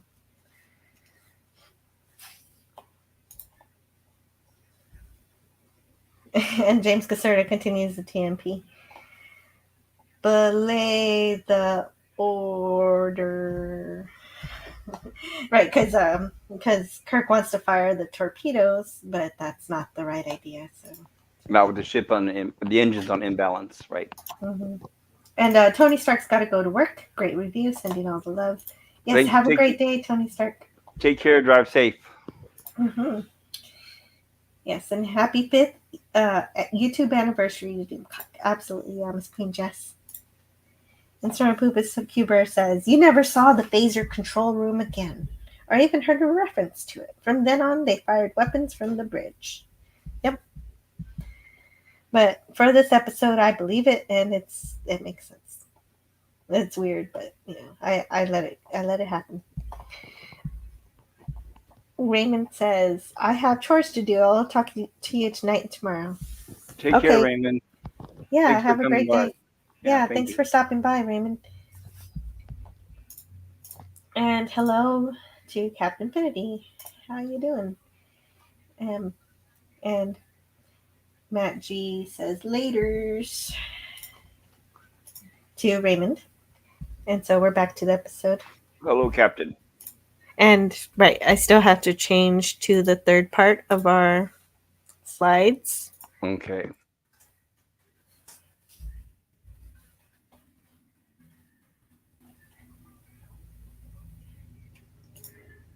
Oh, and Tony Stark says, if you all want to hear Rick and Morty unplugged by some questionable writing, sub to my channel. Yeah, sub to Tony Stark's channel to hear an incredible Rick and Morty impression. He is basically Rick and Morty. And Raymond posts the link to his channel, King Dolphin TV, which I will actually be featured on this Wednesday. I'll be talking about my channel. And Cardinal Sin has to head out. But I'm not. Oh, wait. Hey, you tricked me. You said I have to go, but I'm not. I'm staying right here. Hey, Pop, is that a dream you had? I just had the same one. Oh wow, that dream that I referred to yesterday about the nuclear war. Interesting, Captain. Yeah. And then here's the link to Tony Stark's channel if you want those Rick and Morty impressions and all sorts of other impressions too. But work beckons for him, so he's got to go. And forget the kids, feed the bear. So if you want to feed the bear, all you have to do is send him some fish in the chat, and he will be happy. Right. So where are we here? So since the phaser, Sulu suggests that if they could get a phaser working, then a shot could detonate the Romulan The blast. Yeah. blast. Yeah. But the Spock says the phasers are inoperable. It's impossible. So the ship is hit with the weapon, but luckily it's at a far enough range that all it does is throw everybody around mostly. Apparently the Enterprise achieved enough distance to be jostled by the weapon, but not destroyed by it, from what I gather. Yes, and that's with full shields up. Yes. But all I know is that Kirk is giving the commander all the respect in the world now, as if he were on equal footing with him, as he should. Spock says, "He may think we're destroyed, Captain." But Kirk says, "I wouldn't make that assumption. I don't think their captain will, either." What I am sure about is that only the Romulan commander has a grasp at the challenge that the Enterprise is giving it. He knows that they're onto him, while his subordinates think the ship is long gone and was destroyed by the plasma blast. But the commander knows better. And That's why he has more experience, and that's why he's the commander, right? right, exactly. He says of Captain Kirk, but he doesn't know his name, so he says its commander is not one to repeat a mistake.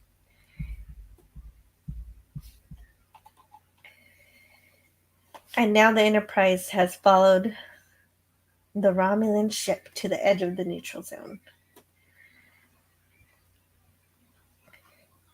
And the Romulans are now on their side, and it's up to Kirk to decide to pursue. Even though the Romulans violated it first, they can now pretend the Enterprise is the one doing it if they try. That is what McCoy was worried about. And he says, once inside, they can claim we did a setup. They want war. We furnish the provocation. Kirk decides that they could still get them while they're on their side of the neutral zone, using the fact that the Romulan ship must be visible to fire their weapon. And the Enterprise indeed does get that hidden.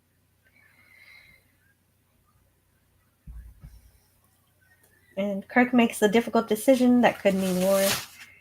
But given Spock's assessment, doing nothing will achieve that as well. So Kirk says, Lieutenant Uhura, inform Command Base, in my opinion, that there's no option. On my responsibility, we're proceeding into the neutral zone. Steady as we go, Mr. Sulu. Continue firing. And they hit the Romulans again. And now the commander is ready to give it all up. But before we do that, I'm going to check out the chat. Where are we? And people are saying goodbye to Tony Stark. And Snarpoopus Kuber says, you never saw the phaser control room again. Oh, yeah, that's right. Yeah, we don't. That is a good point. I didn't even think about that. Raymond says he has chores. Captain Affinity is here. And we're subbing to Tony Stark. And Captain Affinity refers to Snarpoopus as Poopy. Tony.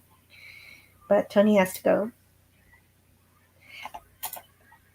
And some of me left and was doing other things, but some of me stayed right here. Yeah, that's what I do. I listen to things and I do things while I listen to streams. So I do the very same thing. In fact, that's how I started listening to YouTube. Was I needed something really long to listen to while doing chores. And Yama's Queen gives Snorpoopus Cuber a fish.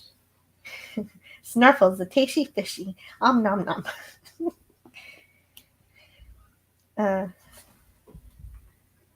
So Carnelson says, who has the Romulan commander fight against if this is their first encounter with Starfleet? Well, we do know that the Romulan commander's been in hundreds of confrontations because that's the number that is used between him and the Centurion, and insofar as their military experience together. Right, and there's more races out there than the Earthlings and the Romulans. Right. We don't know who they fought with, but they fought with somebody. Yep. That's a good question.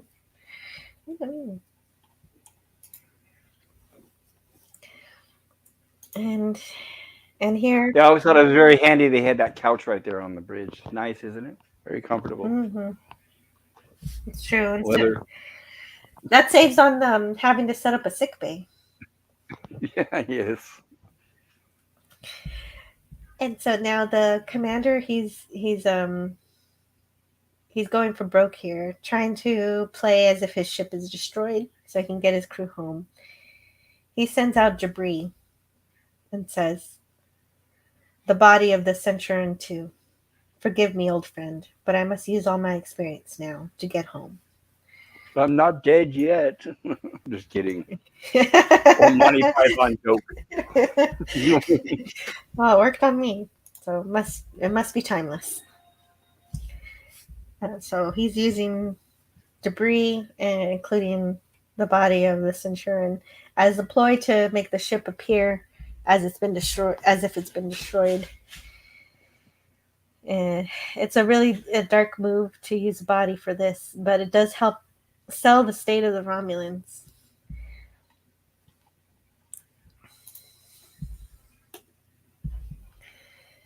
And if you remember something I'm missing, let me know. Nope, you're doing great. Okay. But Spock doesn't fall for this, recognizing it as a trick and not a destroyed Romulan vessel. But at the same time, he doesn't know where that vessel has gone.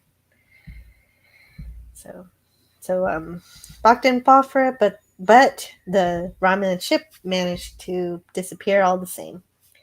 Right, it was enough to distract for a moment. Mm-hmm. Oops. Oh, was that your car? I hope it wasn't my car. If it is, somebody's stealing it. Okay. Well, you said oops. So I was well, just as I start talking, yeah, usually it's a honk or an alarm go off. But try to keep that to a minimum. Well, as long as nobody starts a lawnmower, we should be good. All right. So, Captain's Log. So, we're at a Captain's Log, stardate 1709.6. We are at the neutral zone, having lost contact with the intruder. No reaction on our motion sensors, but believe the Romulan vessel to be somewhere close by. With all engines and systems shut down, the Enterprise is also playing the silent waiting game in hope of regaining contact.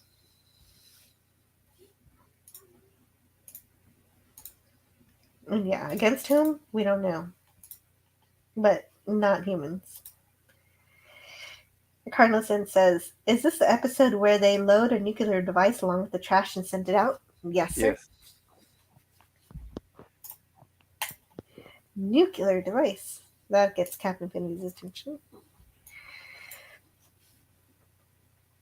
And so, in that vein, the lights are dimmed on the ship.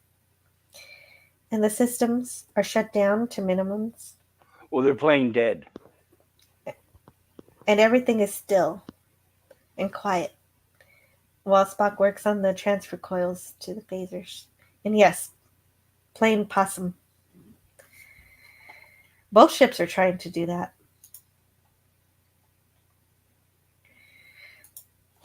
Back on the Romulan ship, Dacius is sure that the Earthship is fooled and has left, but the commander says, "Shh, he is there, somewhere.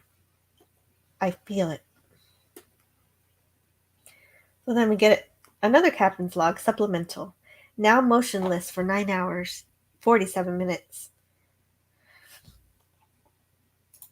Oh, and this is probably the best scene It in is. It's great. the episode. I love it so much. Well, and it shows they've got to be tired. It's got to be an extremely long day or days of all this happening. There's no time for sleep. Yeah, who knows how long it's been exactly. Yep. We just know about the 9 hours.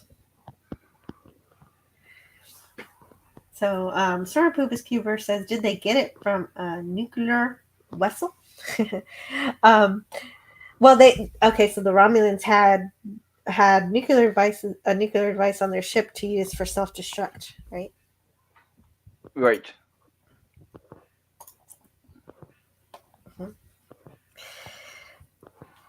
We haven't got that far yet. No, we haven't. I gave away a little. No, bit I don't mean. later. I don't mean what you said. I mean by James Caserta's comment. If it's what I'm thinking. Mm-hmm.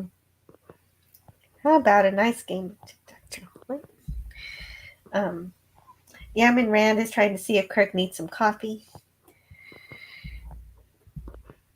But then McCoy stops by, and that is what Kirk needed. His friend, and his mood improves.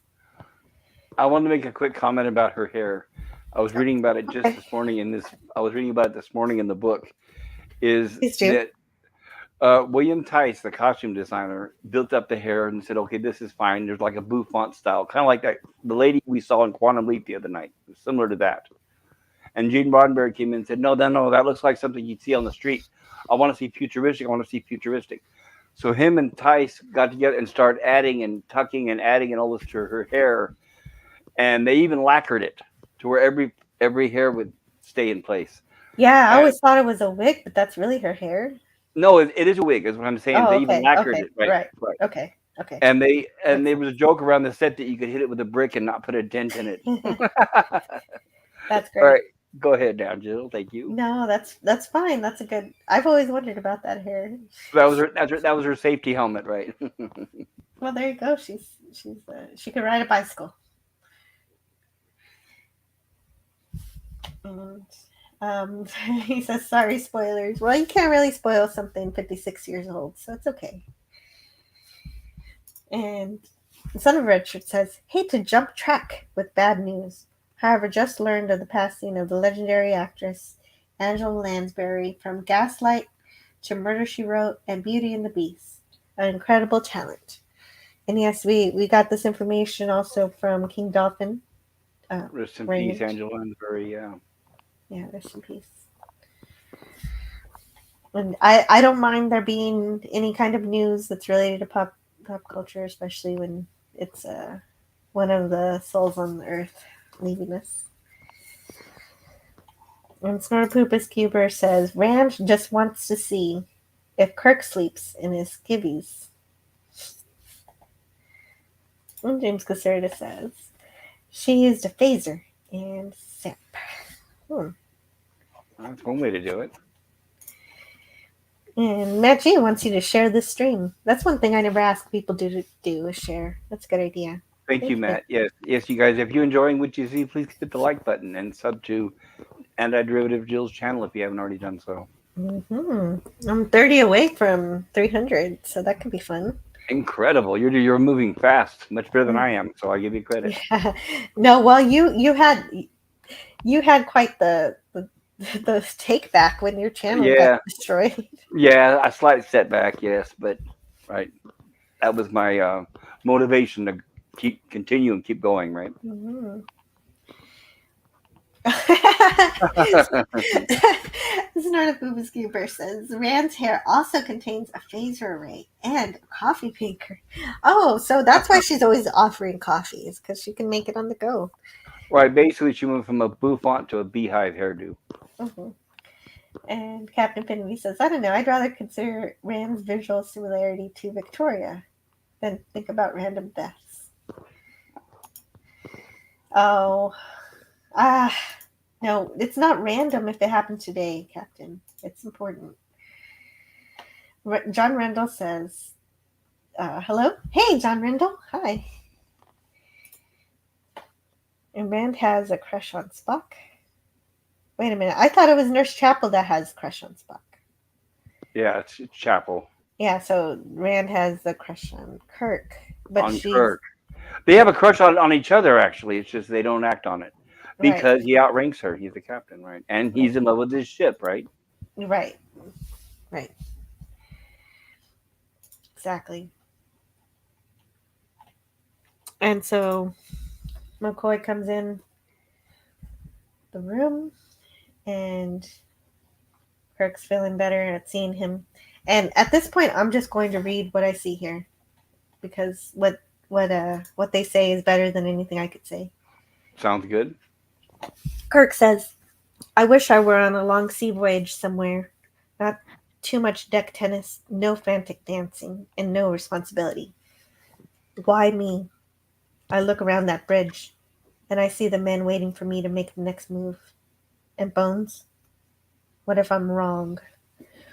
And Kirk doesn't expect an answer, but McCoy has one.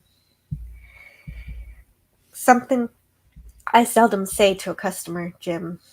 In this galaxy, there's a mathematical probability of 3 million Earth-type planets, and in all the universe, 3 million galaxies like this. And in all of that, and perhaps more, only one of each of us. Don't destroy the one named Kirk. See you later, Captain. Take care. Thanks for stopping by. And I wanted to say that this little discussion between Kirk and McCoy is reminiscent between the discussion of Pike and the Dr. John Hoyt from The Cage. Okay. Can you say that again? This conversation that Kirk is having with McCoy, Mhm. this little pep talk, and about wondering about if he's able to handle the ship like he does. It's reminiscent of the discussion between Pike and the Doctor from The Cage. Oh, yes, you're right. Yeah, it is a bit reminiscent of that, even though Kirk doesn't have the same misgivings that Yes. that Pike had. There's some Yeah. there's some doubt here. Yep. And Captain Finity is off to go prep for nuclear war. Have a great day, everyone. And notice, like a commanding officer, if he has any self-doubts, he does not show it in front of the crew. Right. And John Rendell says, happy, happy, happy. Doctor says my cough is from acid reflux. No throat cancer or anything else. Oh, wow. That's great news. I had no idea you were worried about cancer. That is so good that that's not it. Congratulations. Yep. And so what did you say, Pop Culture? Oh, no, I was just agreeing with John Rendell. Mm-hmm. So basically, he has an upset stomach. So, yeah, I remember I was diagnosed a long time ago with acid reflux. My roommate took all my medicine. So I never even consumed the medicine. I just got better. Oh. Well, that's good. Yep. Yep. Which is good. I try to not take drugs, medical prescriptions, but I absolutely don't have to. Right. Everything seems to have some negative side effect they don't want to tell you about. Mm-hmm. My grandma would always say, I'm too sick to go to the doctor. Yeah, I agree with that statement.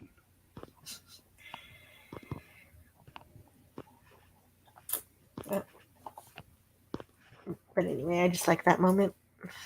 So great. I like the fact that Kirk's shirt still looks like it's thrown together at the last second. There's flaws in it. It's got a little hole in the collar there. I like that. Sure. It shows that it looks like it's worn. So like it's not brand new, which is more realistic in my opinion. I agree. And it could also play into the fact that they've been at this for days.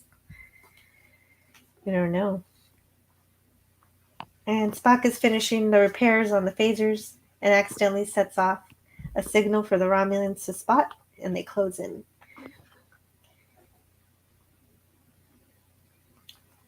Yeah, that's where he accidentally presses a button here when he's getting up. Right. So is he sending a signal or is it an audio? Because there's no sound in space. So he sent out a broadcast. yes, A broadcast signal. Prilosec. Yes, that's what I was. That's what I was prescribed with too. Prilosec. Sorry. Go ahead. And Decius can't believe it, but the Romulan commander can. He's figured out Kirk, and he says he's a sorcerer in that one. He reads the thoughts in my brain. Our fuel supply all but gone, and he stays out of reach. Oh, Jesus. Sorry. Red alert. Red Glad, alert. Red glad alert. It's Infinity's okay. gone because he didn't like when people do that. But anyway.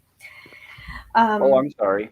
No. When blasphemy, he doesn't like.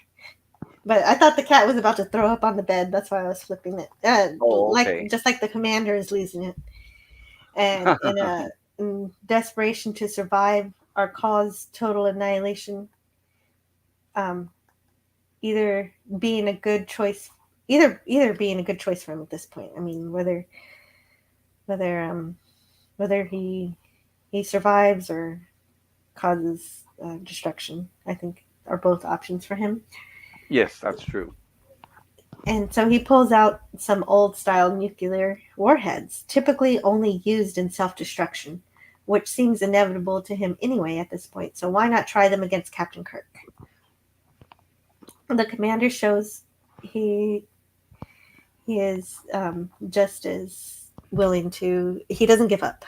He doesn't give up in the face even of defeat here.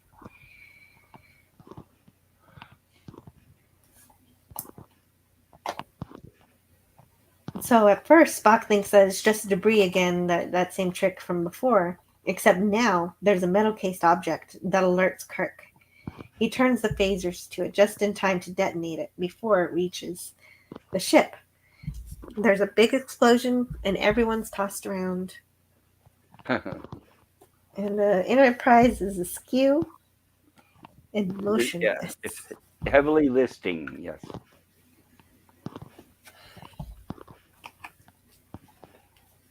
And still no seatbelts. No seatbelts. Is there something on your microphone? Oh, I the think cable. Oh, cable. Yeah, see, I thought I heard something. I was like, yeah. Go for it. Okay, great. Thank you. It's so quiet. Oh, that's good. I can hear everything. Carlson says, Jill, it's new and it's clear. It's nuclear. Nuclear. You're going to make me say nuclear wrong. John Rendell says, thanks so much. Mm-hmm. Okay. That's better. And Cardinalson says, the men's shirts have zippers down the side. And I had actually bought a TOS shirt for my son, but they didn't exactly make it for kids, so I just had them size it for kids, but it wouldn't fit over his head because children have ginormous heads. So I had to get it tailored to get a zipper on the neck and back. Oh, which makes it even more authentic to the show, yes. Yeah. James Casertis says, you're lucky to John Rendell, who says, you ain't kidding, my friend. I was thinking my next project might be my own coffin. Oh, dear. I'm so glad that's not the case. Thank goodness. That's good news. Great news. Mark Leonard was awesome. Indeed he was. And he continues to be in Star Trek. Yeah, this is just the beginning. Yeah, this is just the beginning of our journey with Mark Leonard. He goes all the way through to unification and the next generation. Nuclear. I know how to say nuclear.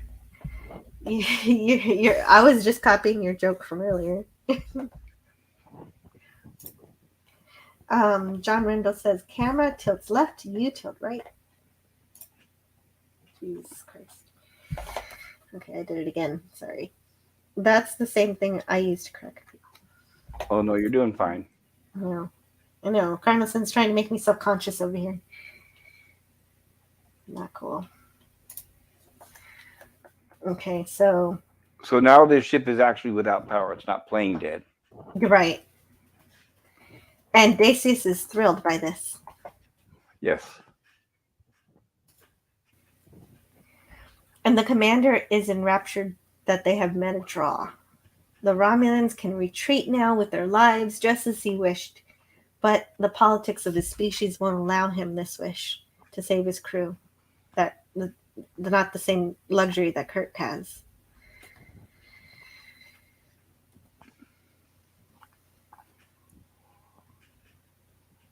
And McCoy reports that everyone is doing okay so far. The radiation damage and exposure can be treated. Yeah, and Kirk's not liking what Styles is doing. No. He gets sent to the weapons room to go help Thomason. Yes. And I guess those shawls or whatever they are over their shoulders signifies rank. Oh, yeah, the different colors? Well, I don't know. In the military, they were different colors, so I'm guessing this is similar to that. Okay, very interesting.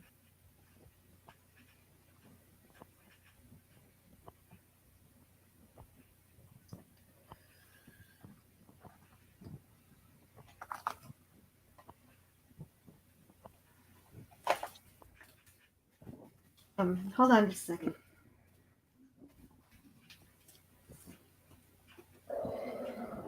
Yeah, I love the design of how the small claustrophobic set of this Romulan ship. It shows that not only is the ship smaller than the Enterprise, but it resembles a submarine in many ways. Like Jill was saying, it even has the periscope.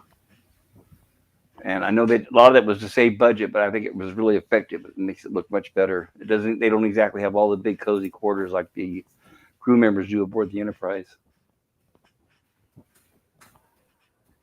Mm-hmm.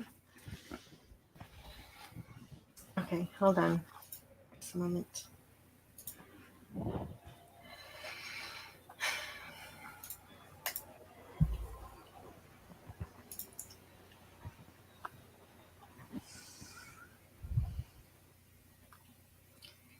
And on the Romulan ship, the commander still wants a ceasefire at this point, but his crew are against it, so he must attack.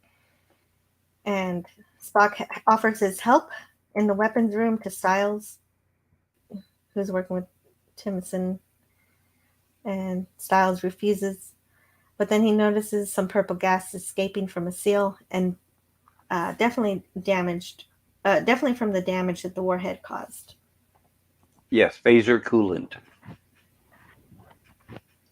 Well, he notices after Spock leaves, right? Mm-hmm.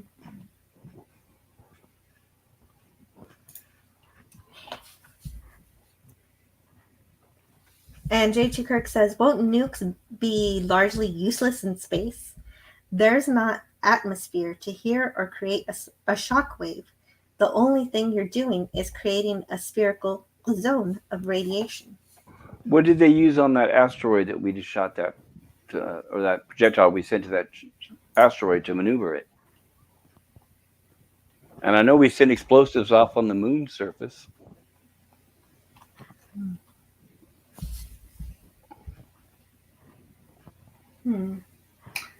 Yeah, I think so. Yeah, that makes sense. Well, there isn't, but like I said, we did set off explosions on the surface of the moon. And it was an explosive device that we just sent to that asteroid just last week or week before to maneuver it. Well, all we did was smash the object into the asteroid to move it. We didn't. There was no. There was just the thrust of it. Did I miss something? Right? Did I miss something, or wasn't there supposed to be a second camera that was supposed to watch what happened? And did you ever see that second camera angle? I'm guessing there should have been, But Well, the first we all saw the angle of the device that actually struck the asteroid because obviously it was obliterated, and then NASA said that later they would release the video from the second camera that was basically following it. yeah, And I hadn't heard anything since. I don't know if that was ever released or not. I hadn't seen it, but you know what? I'll look into that for you because I'm very interested in the DART program. That's the program where they smashed space Right. um, The DART they program. smashed a vehicle into the smaller asteroid that was orbiting a larger asteroid to see if they could change its orbit. And you're saying that there was there should be camera footage of it. So I'll look for Well, that. right. There's supposed to be a And second device following them just to film it, but I'm very suspicious of NASA. They like to cover up things. yeah, I'm but wondering, the longer the delay, the more I get suspicious. sure, I'll see if that exists out there, and if it does exist, I'll show it on my Friday stream since that is a mission that I Yeah, was interested in. that That'll would be fun. great. Yeah, thank you. And Scotty was beamed away, Captain. Yeah, he had to go. Scotty's got stuff to do. Have a great day, Scotty, if you're out there. And James Caserta says, notice no giant windows on the Enterprise. Who's going to wash them? Okay. Cardinal Sin says, if it hits you, you're going to notice. Cardinal Sin said, we sent an impactor, basically a big brass object, to change the orbit of a smaller asteroid. Yes, that was Yes. orbiting a larger asteroid. Yes.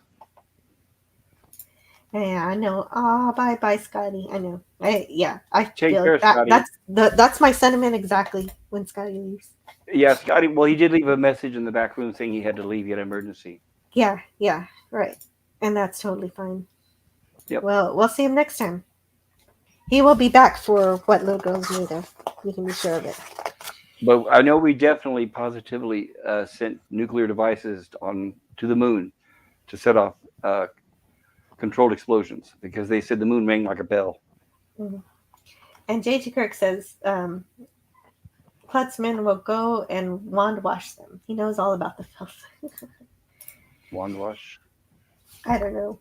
Cardinal Sin says it created a large debris field, but basically we won't know if it changed its orbit for a few weeks. Okay, Right. so that's why we haven't heard much from that. No. I mission. wasn't. No, I'm not talking about the orbit changing. Yeah, that'll take a while. But no, there was supposed to be a second camera following the first object.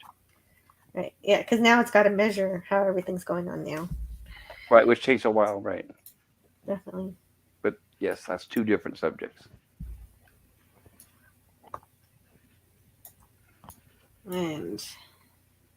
And of course, this is where Styles doesn't want any help from Spock. But then, as soon as Spock leaves, Styles notices some purple gas escaping from a seal. Definitely damage from the warhead. And Sulu says, "Enemy vessel becoming visible, sir." Right when they needed those phasers the most. Kirk says, "Forward phasers, stand by." The Romulan becomes a clear image. The Romulan ship becomes clear. Rather. Yes, it decloaks. And they want Styles to fire the phasers, but Styles is busy passing out from the gas. Busy passing out. He's got other plans.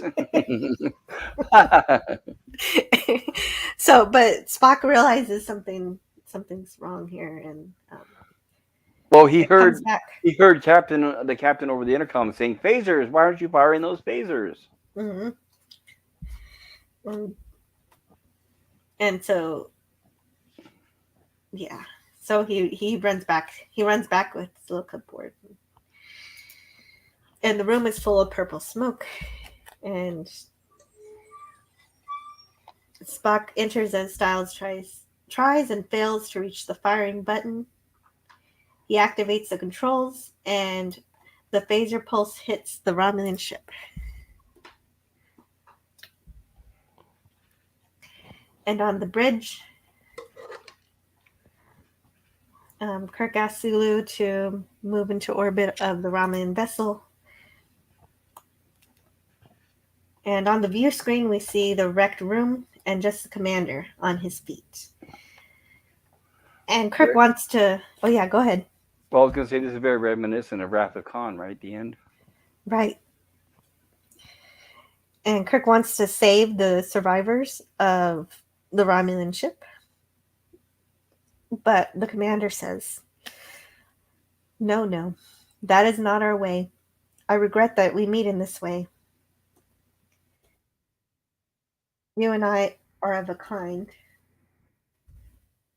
In a different reality, I could have called you friend." But Kirk is confused by all of this. He says, "What purpose will it serve to die?" And the commander says, "We are creatures of duty, Captain. I have lived my life by it. Just one more duty to perform." And so he goes to the console, turns a switch, and the ship explodes.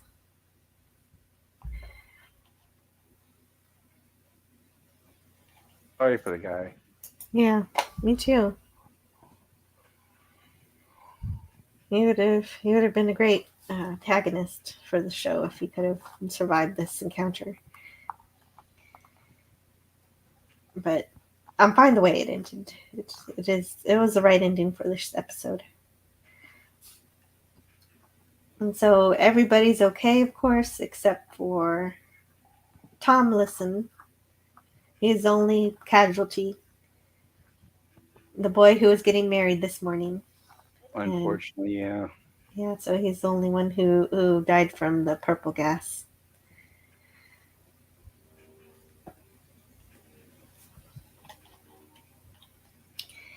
And all too non-timely, Command Base finally says they support whatever Kirk decides to do. I'm glad that they support it because Kirk already did it.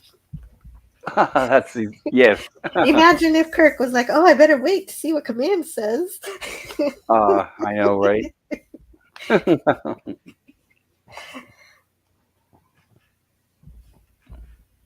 So Angela's kneeling in front of the altarpiece, of course, Yeah. crying.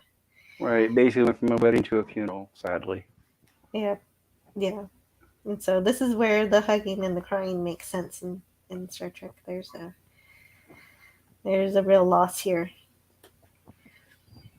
Now, and I love this. This is, you actually feel that Captain Kirk knows the crew members, and he truly does feel a loss for her. Yeah, Very sympathetic and believable. I like that. I agree. And he comforts her, saying it never makes any sense. We both know that there was a reason. And she says she's all right. Yeah, thank God we didn't spend the whole season her getting her revenge, right? Mm-hmm. Well, Gorilla's random thoughts had the idea of having her beam over Yes. to the Romulan ship, causing But as therapy. But I thought that was funny. Written by Paul Schneider. Very somber ending. Yes, I like it. Goodbye, Vincent Niccolini. There you go. Very cool. And could I share a screen grab real quick, Jill? Yes, please. Absolutely. All right. This is just related to what we've been talking about, and I'll make it snappy. If my computer will be snappy for once. Just wanted to show this real fast. And there it is. If you can share that. So there we go. So I'm not dreaming. I'm not making it up. Yes. Why the U.S. once set off a nuclear bomb in space. Right. And if anybody remembers from the Obama administration, they supposedly had a test then where he said that we were going to send a bomb up to the planet. In fact, what Obama told the whole public was that NASA was going to send a bomb to the moon and that we all could watch and see what happens. But nobody ever saw anything, and it caused a lot of suspicion that maybe they were hiding up for a different mission. Thank you for that, Jill. You're welcome. No, yes. I wasn't questioning any. I wasn't questioning the. Yeah, from what I read, if it's correct, I think the nuclear bombs are actually being much more dangerous in space than they are here. They spread out much further there. But I could be wrong. I'm not a scientist when it comes to nuclear physicist. We need Yvette here for that, right? Yvette would know all that. I should have asked her. I should have hopped over LDGs and asked her. That's a good question. She's a nuclear physicist, so she would know. Interesting. I always thought she was quantum mechanics. Is it but- quantum? You could be right, Oh, quantum. well, you could be right too. Maybe Either way, she's she's both. still more. Either way, she's more qualified than I am. Yeah, same here. I'm only a fan of science, and I've only went up to physics 2 and learned Yeah, I a wish few I things had about her. Yeah, electricity. I would love to Me have too. her knowledge. Yes, that was a blast. So Cardinal Sin says it created a large debris field. Oh right, okay, so that's Boom. and you're responding to Cardinal Sin, who says no, we didn't send a nuclear device to the moon. They dropped the lunar excursion module onto the moon after putting seismic sensors on the surface of the moon. Okay. And Gorilla says how long he planned on streaming. I don't know until I'm done. You'll know when it's over, like your parents would say from the front seat, right? yeah. I'll be finished pretty soon because we finished the review of the scene by scene review, and so all we have left to do is to rate it. And I already rated it an A+ at the beginning of the stream, so we just have to hear from Pop Culture Curator. I also rated it an A+. Yes, definitely highly episode. Definitely my top 5. Right? Yeah. Yep. Absolutely. Character interaction, and another thing too that I really like about TOS is their guests of the week always stand out. It's always a memorable character. It's not somebody that's forgettable. It always seemed to me that permeates the future iterations of the series. Yeah, right. That makes sense. That's pretty Yeah. cool. Well, there are some good guest stars in the other series. There are some, but TOS seems to be very consistent. So, yeah. Oh, Did you have anything else on this episode that no. you really liked? That's I think I've said most of everything that I can say. I really love this episode, and I Me don't. too. Does anybody in the chat have anything they'd like to add? Yeah, if you want to rate it, you can, or just answer the poll, and we'll read the poll in a little bit. So, James Caserta says nobody dies in sci-fi, especially if they have a good agent. That's kind of funny. Yeah, you can be resurrected in certain ways. Just ask Denise Crosby, right? Mm-hmm. Or Daniel Jackson from Stargate, if you've ever seen Stargate. He dies like 5 times and comes back, I think. Snortopoopas Cuber says, and then she'll go on to chase Lieutenant Esteban Rodriguez in shore leave. Well, you get lonely after a while, right? Absolutely. Esteban Rodriguez. I think he's cute too.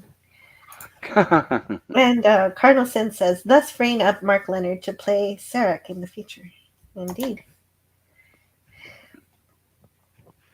And John Rendell says, and General Urko in the Planet of the Apes series. Yes, he took over for James Gregory. No religiosity. Notice.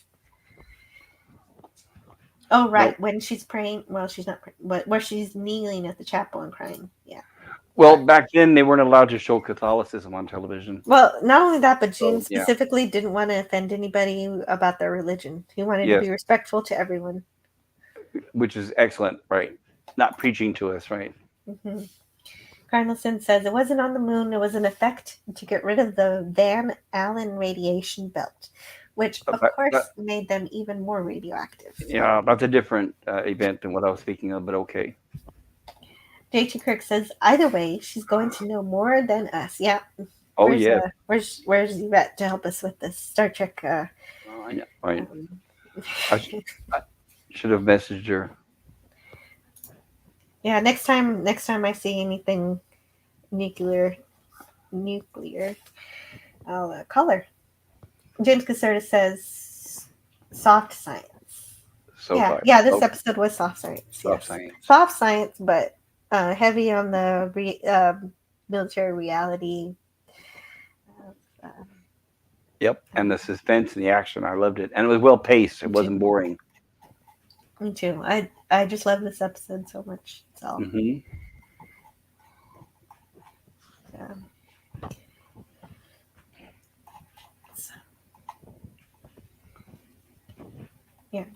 Oh, Gorilla's still with us. Mhm. So are we there yet? JT Kirk says, I'm finishing up some postdoc work in procrastination sciences. It's an easy discipline to get into, but tough to come out ahead. John Randall says, there was a Charles Napier as a hippie. Ultra cringe, but not forgettable. Yeah, that was a strange role for that actor. And DJ B-Side gives Balance of Terror 10 out of 10. And I it agree with says, that. well, since he died, I'll reluctantly give it an A+, just because Aw. Tomlin died, so Because Gorilla's Tomlin random thought died. changed his vote. We're so glad Tomlinson's death made you happy, Gorilla. Me too. And James Caserta says, I blame anti-derivative gel for everything. I know, you know what? I'm actually a pretty good scapegoat.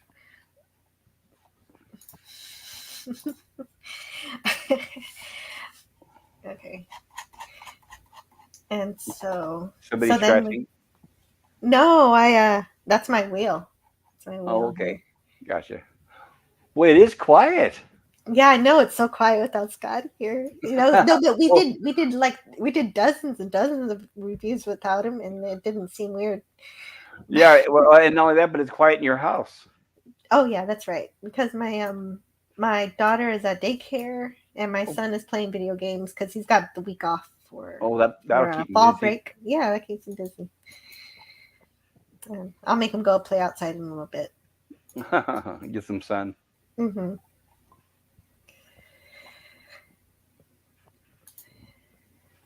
So also I want to. Wow, I think this is probably the first time that I've had a poll where nobody chooses the C option, but I'll have to go back and see.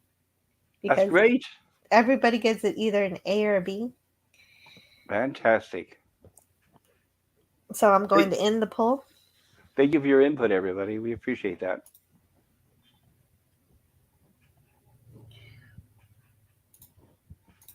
And as I said before, Balance of Terror is my favorite episode of TOS. Yeah.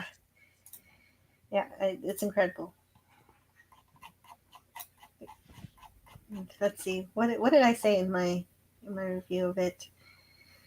Because this is everything I want out of science fiction.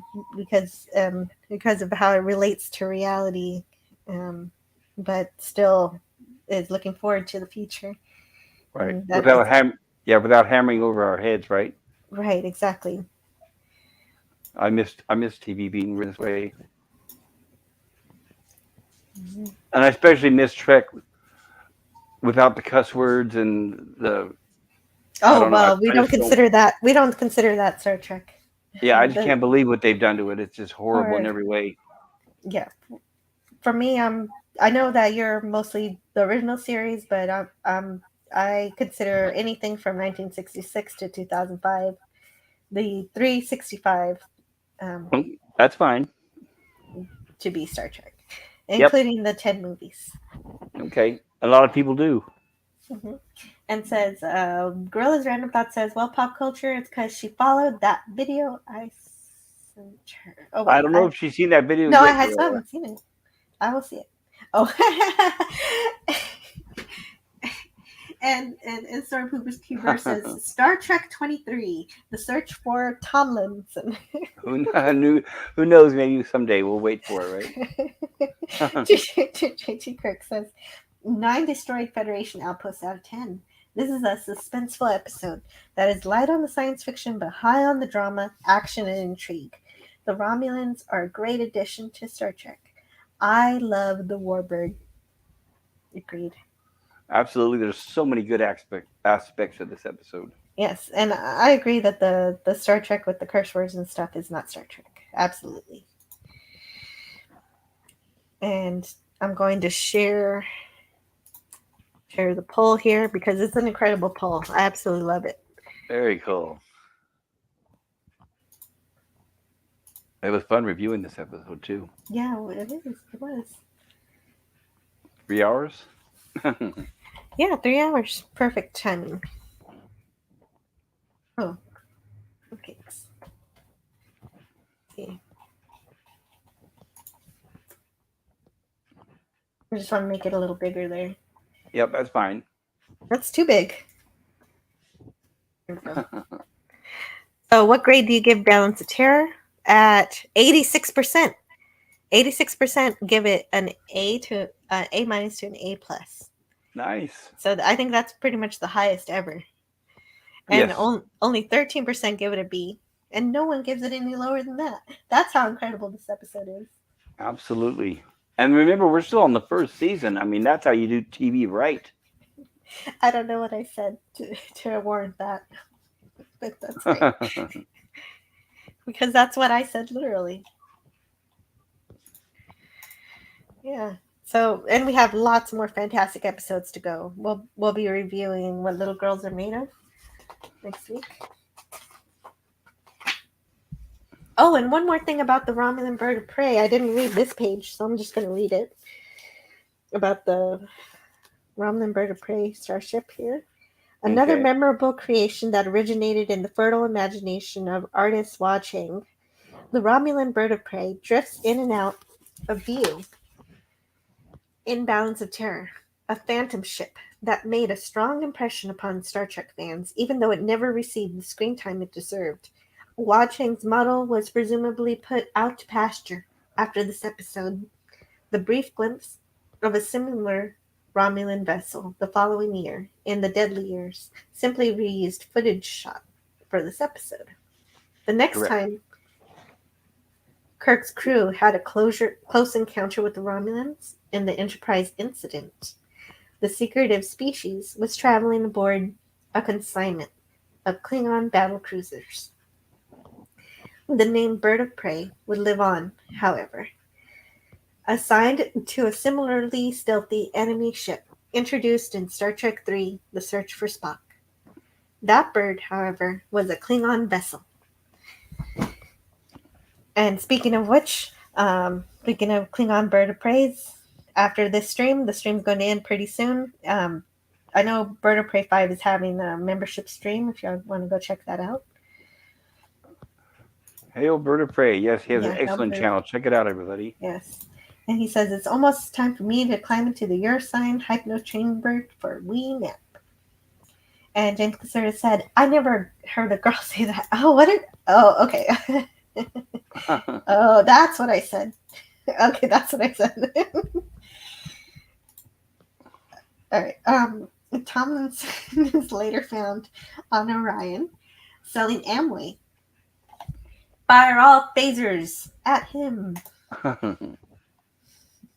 Gorilla's Random Thought says, didn't they accidentally break the original model? So they just repainted a Klingon ship? I believe what happened is Wall Chang was basically fired or laid off, and he took it home with him. Wow. Well, yeah, he deserves it. Yes, he deserved a lot more than what he got. Yes. Apparently. Cardinalson says, I have both a Romulan warbird and a Klingon bird of prey. Mm-hmm. I do like the Romulan Warbird in TNG. That was a good design. Yeah. So next week we'll be reviewing What Little Girls Are Made Of, and so now I was wondering if you could tell us about your channel, Pop Culture Curator, before we head out and say goodnight. Or good night. It's it's the middle of the afternoon. Say see you later to the chat. Right. Yeah. I am Pop Culture Curator. Check out my channel if you get the chance. Jill and I do reviews on Mondays of Star Trek: The Animated Series, which I find fascinating. I have other videos on my channel as well covering different subjects. And starting Wednesday or tomorrow, I will be covering in-depth interviews of each episode, in-depth reviews of each episode of Gilligan's Island, starting with the pilot and the creation and inspiration of the series from the producer Sherwood Schwartz. Thank you, Jill. Oh, you're welcome. Yes, that's great. I love Gilligan's Island. That's such a fun show. Oh, I love it too. Yeah, I'm gonna have a blast. I love covering shows that are humorous and fun. So yeah, I enjoy it. I'm really excited about it. And I'm gonna thank everybody in the chat too for watching and listening to us. Yes, thank you, everybody. Yeah, I'm sorry if I didn't name everybody personally, but I want to thank everybody personally. Yes, personally, y'all are all awesome.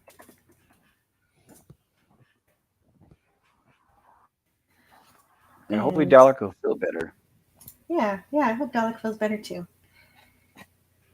And so, Yes, everybody. And join us each week if you like what you see. Then we try to enlighten you, everybody. Hopefully you'll walk away knowing more than when you came in. yes, or encourage you to just go watch the episode. That's always fun. Oh, that's it. Yeah, especially if you've not seen the episode or not seen it lately. Right. And thank you to everyone saying I had a good show here. And thank you to Pleasant Valley Picker, who's going to be watching this on the replay. He was first in the chat. And thank you to Matt G for being a phenomenal wrench here, posting links and everything. He's so cool. Yes. And thanks to Dave G Sound. And thank you, Scotty, for being on the panel. And, you know, I always appreciate every second you can spend here with us. Absolutely. And you too, Pop Culture Curator. It's always great to have someone to talk to about these episodes. The pleasure is all mine. And thanks to Captain Infinity for swinging by. And also Lenrod. And we also had Yama's Queen Jess, who always has really awesome chats. Along with Gorilla's Random Thoughts, who has really funny chats. And Captain Phantom Nerd even showed up too, along with Son of a Red Shirt. And Bird of Prey 5, who's having his member stream. Lemon Pie. And Pop Culture Curator's puppies who want to get out. Oh, you hear them, huh? I don't know how they know. I hadn't said anything. I know, Sci-Fi Nation. Well, because they know the timing. And Scotty's dog is more on a set schedule. He's like, okay, it's 2:50. Let's get out of here. I don't know what you're still doing there. She's done with her show.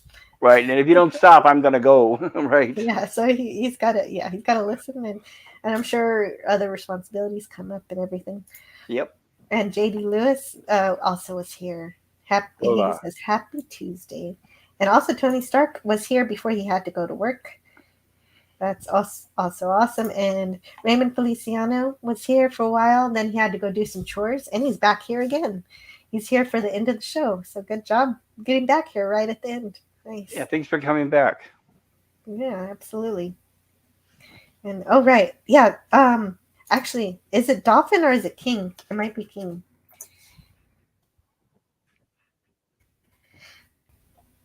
So we'll see if that works. Yep, it was King. And Sandra says hi. Hi, Sandra. Hello, Sandra. Good to see you. And Nerdporo Lifeform, phenomenal channel. Let's see if since the bot's working today. You never know when it's going to work. When it does, it's very nice. It's much easier than copying and pasting from my document of of links. And Dalek, yep. Thanks to Dalek for being here and for trying to join the panel earlier. Sorry you're not feeling too well. All the hugs. And TJ, a work in progress, was here. Thank you. And so was Todd Michael and Turier also. He was somewhere around here. Yeah, great turnout. Yeah. Mm-hmm. A lot of nice people here. Right. And Positive Candor. I've been seeing Positive Candor around on LDG streams. So happy to see him here. Yeah, fantastic. You know, we're almost there. Let's see. Oh, yeah, JT Kirk. We're using an alternative word. Thank you. And there's Turier. I'm learning how to pronounce your name, but if I'm still getting it wrong, let me know later.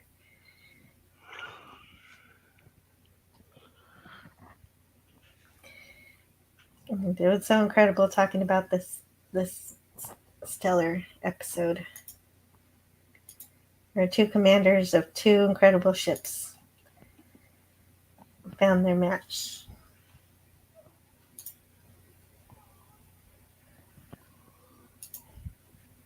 And Snortopoopus Q Burr was also here. You see him lots of times. If you ever want to find Snortopoopus, and if King Dolphin TV is streaming, you will often find Snorapoopa's Cuber if you need him for anything. Right. And if you haven't done so, everybody, please hit the like button. Mm-hmm. Yes, please. And also James Caserta hung out with us. Thank you so much. And even Andy Masterson swung by just for a minute. So cool. And what's really great about my chat is that it's so active that the people I do have in it are very repeat and very generous with their chatting. Yes, absolutely. And Great they spend people.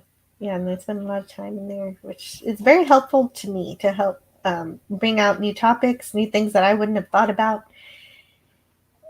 Oh, they have a wealth of knowledge as well. There's a lot of things they know that we haven't known, that we didn't even know. Exactly. It's so exciting to learn something from the chat.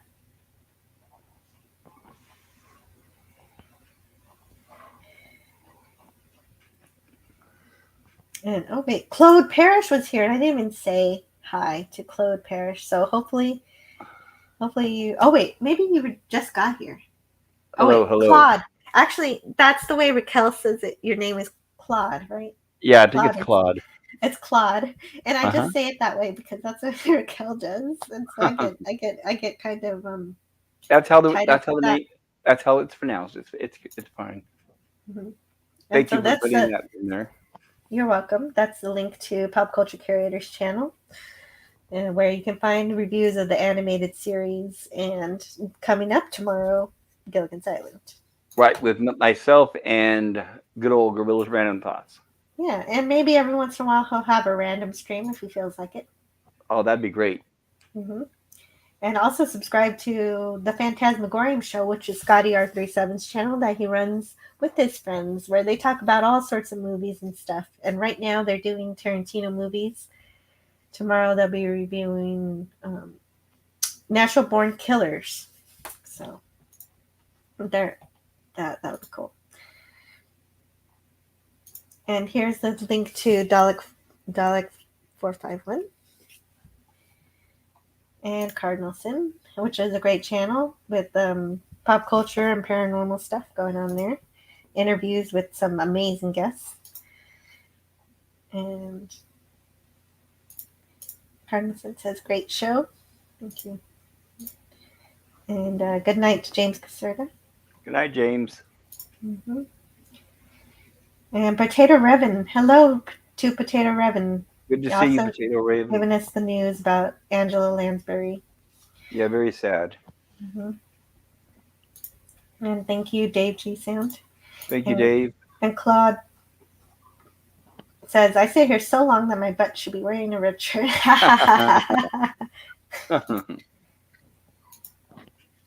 And yes, so subscribe to King Dolphin TV for more amazing interviews also on his channel, and a fun stream on Saturday where anybody can show up and have a good time. And actually, I'll be on King Dolphin TV on Wednesday talking about my channel. So at about 5 Central. That'll be fun. Yeah. And here's the link to Nerdporial's channel. He's got lots of great stuff. Check it out. And see you later, everyone. Take care, son of a red shirt.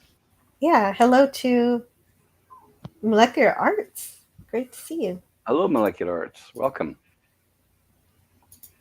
And we want to be very generous with our super chat, so hurry up and get monetized already. Well, I got a long way to go to get to 1,000 subscribers. So. Yep, and she's doing a good job. Thank you. John Randall says, don't leave yet. Fred for Hire just put up a video of Harvey C. Bass on his channel with the song I wrote and recorded. Oh, well, I'll check it out after this. Don't worry. They're coming to get you, Joe. I can hear them with the pitchforks. What? What are you talking about? Okay. So anyway, we'll leave you all today with a promo for next week's episode, What Little Girls Are Made Of. Cool. Yeah. Thank you, chat, and thank you, Jill, most of all. Yeah, you're welcome, and thank you, Pop Culture, for coming in and telling us about all of the production stuff that you gathered, and telling us about Grace Whitney's hair. That was fun. Let's not forget about that. Yeah. I won't. And so we'll see you next time, and Scotty will be back then. We'll talk to you later. Have a great day, everyone. Bye bye. Bye-bye. Peace. Captain's log, stardate 2712.4. Planet XO3. Dr. Roger Corby has been located, and I have become a prisoner in his underground world. Captain Kirk to Rayburn, report. Any problems there, sir? Tell the Enterprise to have a full security party standing by. Yes, sir. Kirk out.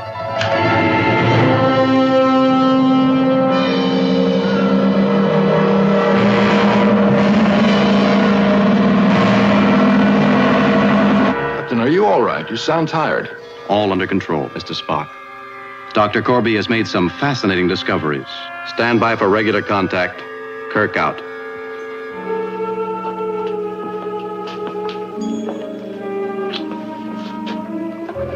Now strike him.